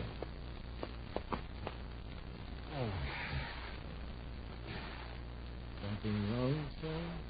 There's something wrong, he says. I just made my last flight for Red Star. I'm out of a job. And working for Red Star is no recommendation. You'll be lucky to get a job shipping paint. Trouble with you, Soren, is you're always looking on the dark side of things. What other side is there? Things are as black as... What was that space chart? Look, there goes the last chip. When it sets down at Jupiter City, that light will blink out. You will be operations chief of a grounded fleet. Those old traitors have served their purpose. They sure have, Lester, and so have you. I just hope you made a fortune out of hijacking cargo from other outfits. You're going to have to live on it for a long time. Soren, how would you like to continue working for me? Doing what? The only thing you know, spaceship. Ha. We're going back into the shipping business. Under a different name, I suppose. Ah, that's nice. The Space Patrol will get on to us in no time. That wouldn't do them any good. They'll never be able to catch us. You crazy? They caught us before, didn't they? That's why we're both out of a job, remember? Soren, listen. We're going to have an interstellar ship with star drive. We make our deliveries through hyperspace. I know you're crazy. Am I? Listen to this. Corey's going to test one of those new star drive ships. He's at the Lunar Fleet Base right now. I'll have to find that out. Oh, I have very good sources of information. I almost got a copy of the designs of the new rocket cockpit. When my agent failed, I got the idea of stealing the ship itself. It's much better. It saves us the time and expense of building one of our own. What's my cut? 25% of our profit. And that's pretty good for a pilot.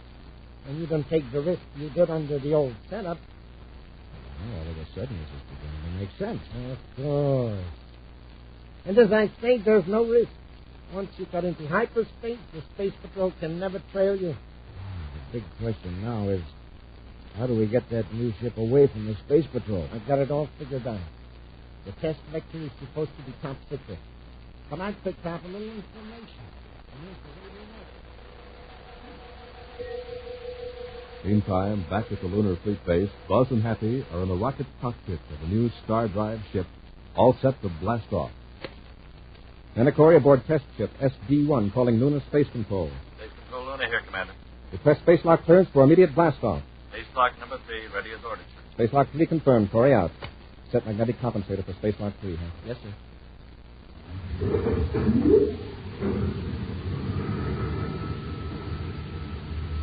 5 seconds.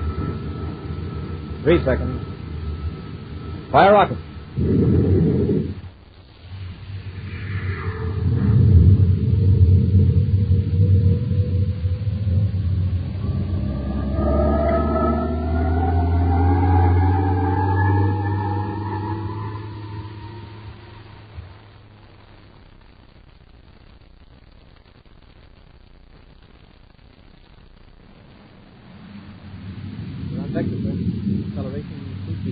Hold it at this way till we're beyond the Jupiter orbit. Then we'll increase to attain star drive velocity near Neptune. Uh-oh. Man, the U-boat screen. It's a spaceship. It's like a cargo ship, sir. What's it doing clear out here? That seems to be in free fall. I don't see any rockets flying. What do we do? We change vector? All the trouble we took to make a nice private test, some old hawk flying around. Yes, that will give them a wide berth. Fire starboard rockets. Yes, sir. Cargo ship JF307 calling Space Patrol. Emergency. Emergency? Is that him? Get a space phone fixed before the answer. Cargo ship JF307 calling Space Patrol ship now 10 TUs off our starboard. Emergency. Yes, sir, it's him. And he's calling us. It's not too serious. It'll alert the people at the full unit. Space Patrol, a cargo ship, JF307. What's your difficulty? We're badly damaged. Our power's out. We've got to abandon ship. We're in spacesuits now. Can you hold out in free fall until the tow ship gets here from Jupiter? We're in a real spot. My partner's injured, and we're taking a lot of radiation. Radiation? Yes, something went wrong with our reactor shielding. What happened? The meteor hit you? Worse, sabotage. We'll get you off that ship right away. How many are aboard? 2, my partner and I. He's injured. Yes, but he can walk. Look, the radiation count's way above the danger point. It'll take you several minutes to maneuver into position. We'll make it as fast as we can. Oh, wait. Have you got a space raft aboard? Yes, I was just about to suggest it. Fine. You get your friend aboard the raft and get away from your ship. Even a few hundred yards will cut down the radiation count considerably. Hurry, Corey out. What happened? We're going to have to delay our camp. We've got to see that those men get medical attention as soon as possible. Okay.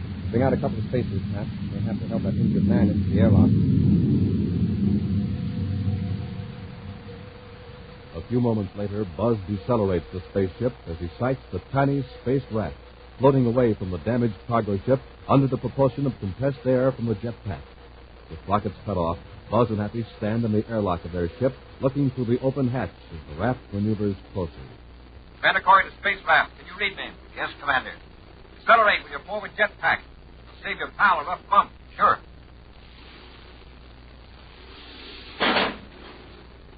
Raft is secured, sir. Magnetic field is holding it steady. Is your partner conscious? Yes, but he's pretty weak. We'll help him aboard. Come on, pal. On your feet. We're safe now. That's it. I've got his arm. There you go. Have steady him while I help you. I can manage fine, thanks. You better let me take that box to you aboard. It's okay. Just some personal effects. All right, close the hatch, Hap. Let's get into the ship. Yes, sir. I'll get the inner hatch.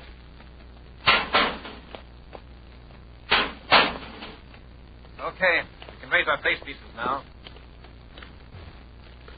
Well, the cadet will take you back after you can get out of those spacesuits. Hap, that injured man is pretty weak. Better hold him. Yes, sir. I've got something in this box that'll make him feel better. Oh, first aid kit, huh? Not quite. If you don't get your hands up, you'll need more than first aid. Commander, it's a blast gun. We're taking over the ship, Corey. Just obey orders. You'll find it's a simple way to stay alive. We'll return to Space Patrol in just a moment. Now hear this, Space Patrollers, the most important announcement we have ever made.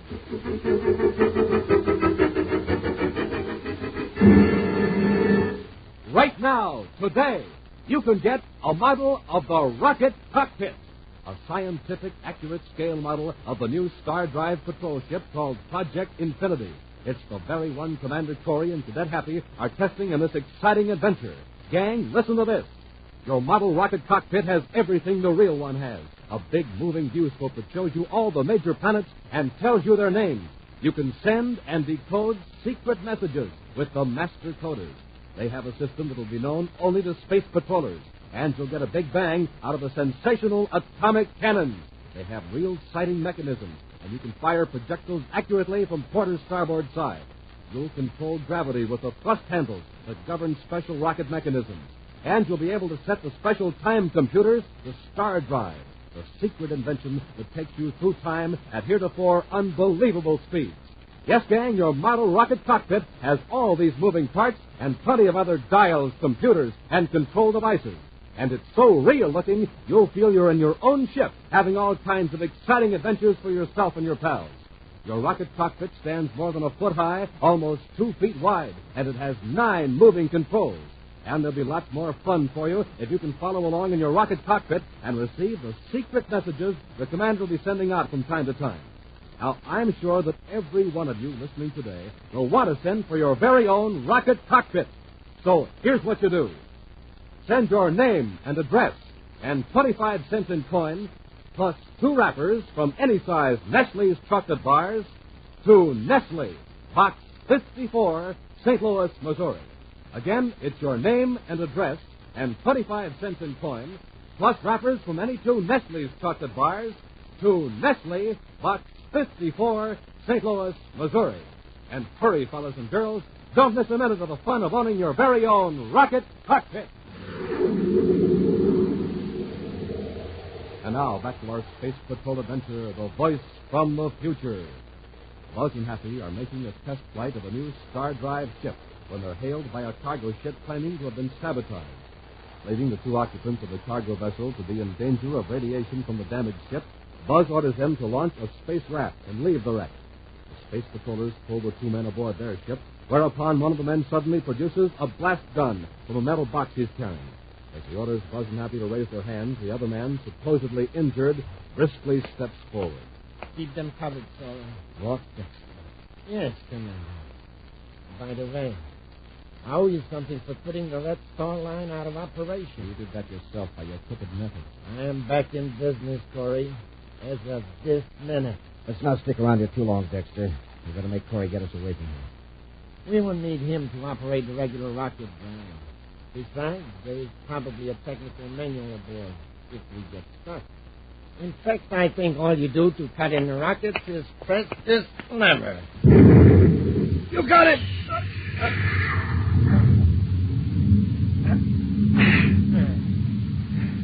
That'll get us far out in space.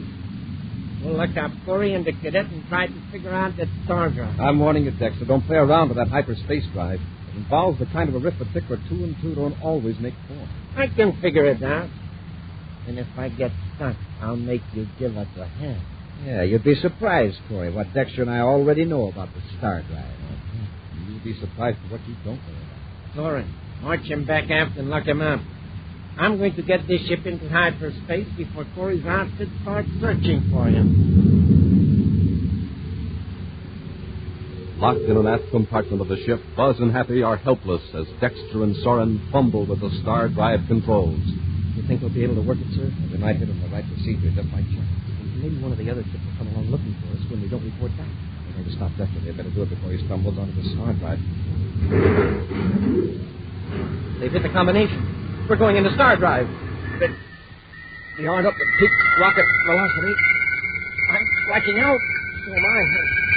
I bet they are, too. If we come to first, maybe we can break out of here.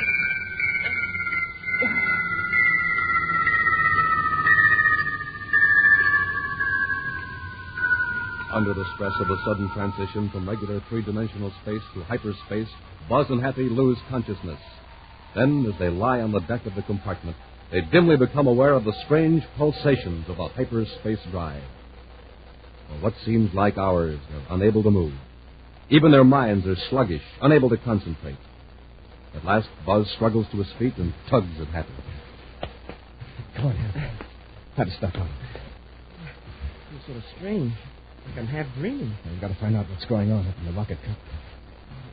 We're still in star drive from the sound of things. Yeah. I've never been in hyperspace this long before. Not even when we made that 500,000 light-year trip 7 weeks ago. Let's see if we can get that compartment door open. Yes, sir. Well, one thing about this ship, it's built strong. Now, hold it, man. Somebody's unlocking the doors. Be in guard. We can overpower them now. Corey! Sorry. Corey! I've got him, Commander. Corey, help. Get Dexter. Something's wrong with Soren. Dexter's going crazy. The ship, it's out of control. Captain, drag him in here. Yes, sir. We'll lock him up and get up to the cockpit. Hurry.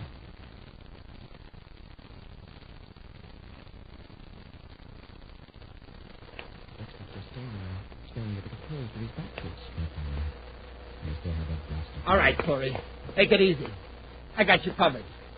Got yourself in a fine nest, Dexter. Are you going to get me out? Fix the star drive. Go on, get busy. What did you do to your pal, Soren? He went off his rocket. I have to block him. Where is he? He's locked up back in. He said you were crazy. Tell me what's wrong. Everything's black outside the ship. No stars, nothing. Just pitch blackness. It's the way it always is in hyperspace. You're in another dimension. Light doesn't register. There's some light. I saw it. Flashes of blue and violet. Real mixed up and crazy. Corey, you got to get us out of this. Just keep under control. I'll take a look at the hyperspace computer. Are these instruments exactly as you first set them up? No. I blacked out. And when I came to, that blackness out there got me worried, so I started turning the dial. Oh, you really messed things up. You aren't supposed to change a thing while the ship's in hyperspace. It throws us clear off vector. You can fix it. You got to. Look, there are millions of possible combinations of settings. We might spend the rest of our lives in hyperspace trying to find a setting that would bring us out in regular space. Well, don't stand there talking. Do something. Remember, Dexter, we're in this fix because you were doing something. I couldn't help it. The darkness and then those flashes and the voices. Those voices were the worst of all. Voices? What voices? From the spaceophone. It was gibberish and strange yowls. They about drove me out of my mind. I cut them off. I didn't think a spaceophone would work in hyperspace. Ordinarily it won't. But Dexter has things so messed up, we'll try.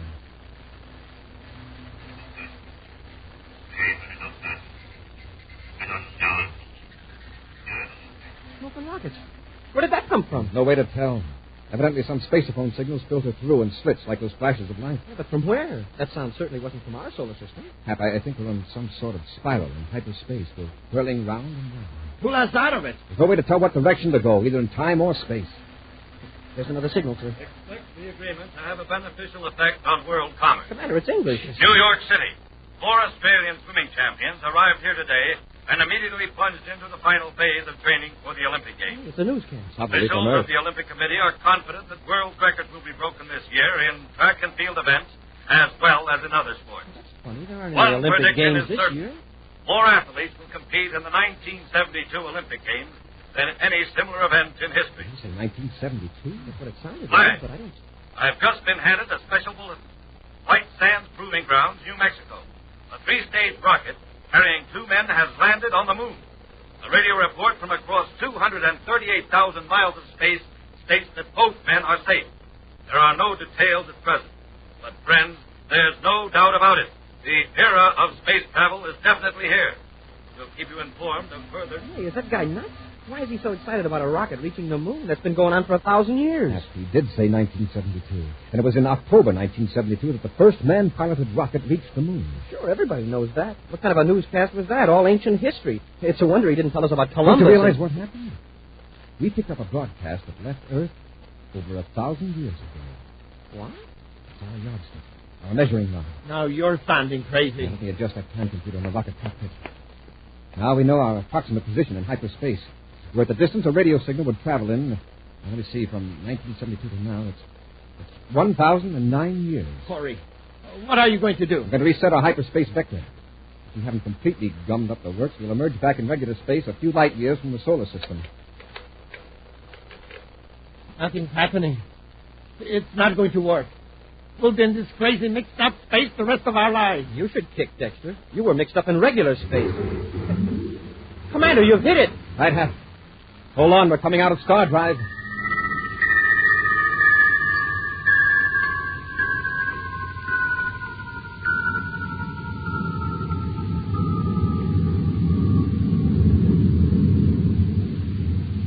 Commander, you did it.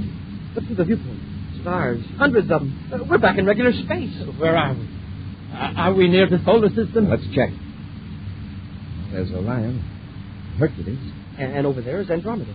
The solar system is about 5 light years in that direction. Good. Set up the computer. It'll be fairly simple this time. Hey, Commander, I've been thinking about that news broadcast that we picked up. Yes, Hap, what about it? That was something that happened 1,000 years ago, and yet we heard it just as though it was taking place in the present. It was probably a rare freak condition in hyperspace. A leak through the space-time warp. Something we can't regulate. Well, if it happened to an event in the past, could it happen to a future event? I mean, could we pick up a broadcast of next year's news? It's an interesting idea, huh? Offhand, I'd say no, but there's a lot we don't know about hyperspace. Quit the chatter and set up the vector. It's all set. I'll cut in the star drive. No, you don't. I'll take over from now on. I know how to operate the star drive now. I don't need you. You'd better think twice, Dexter. I know what I'm doing. I'm locking you up. And when we're back in the solar system, I'm turning you over to the big boss. And who's that? You'll find out soon enough. Now get back up. I'll let Foreign out and lock you up.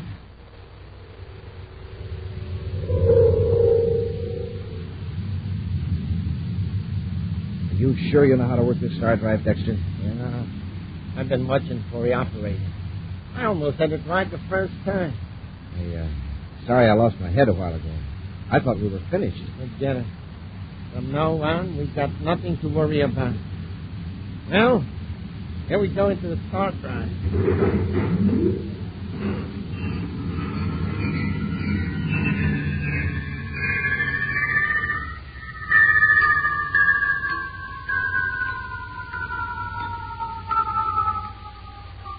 Okay. There's no blacking out. In a few seconds, we'll be back in the solar system.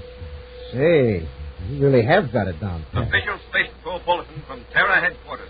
Well, it's Corey's voice, but Corey's back up. Attention all units to bulletin dated October 3rd. What's going on here today? Shut up! Discontinue search for star drive test ship and the new rocket cockpit. The ship has been returned to Lunar Fleet Base. The thieves, Lord Dexter and Nate Soren, were captured yesterday and are being held at Terra headquarters. End of report. Corey out. What does he mean we're captured? We're right here. Dexter, what's the matter? That was right. In hyperspace, you can pick up future broadcasts, just like you can the past. What are you talking about? We heard what is going to happen tomorrow. Somehow, Corey and the cadet are going to overpower us. Not if we fix it so they can't. Let's finish them now. In the locked compartment, Buzz and Happy carefully placed their inflated spacesuits in a sitting position on a bunk, while listening intently for a sound at the door. Just the helmets so the face pieces are away from the door, Hap. We want the suits to look occupied, at least at first glance. Yes, sir. Do you think Dexter will fall for that spacephone call? I'm not sure. We'll give him a rough go. After what I heard a while ago, I think maybe I'd believe a future broadcast myself. Hap, get back against the wall next to the door. I'll hear some.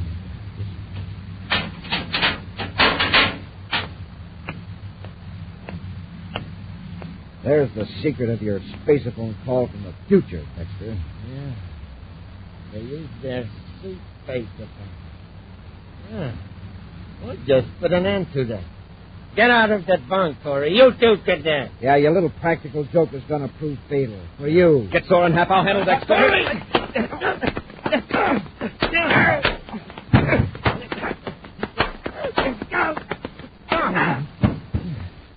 All right, hold the blaster on. I'll go up to the cockpit to check the position. I'm not licked yet, Corey. And don't think your fake spacephone call fooled me.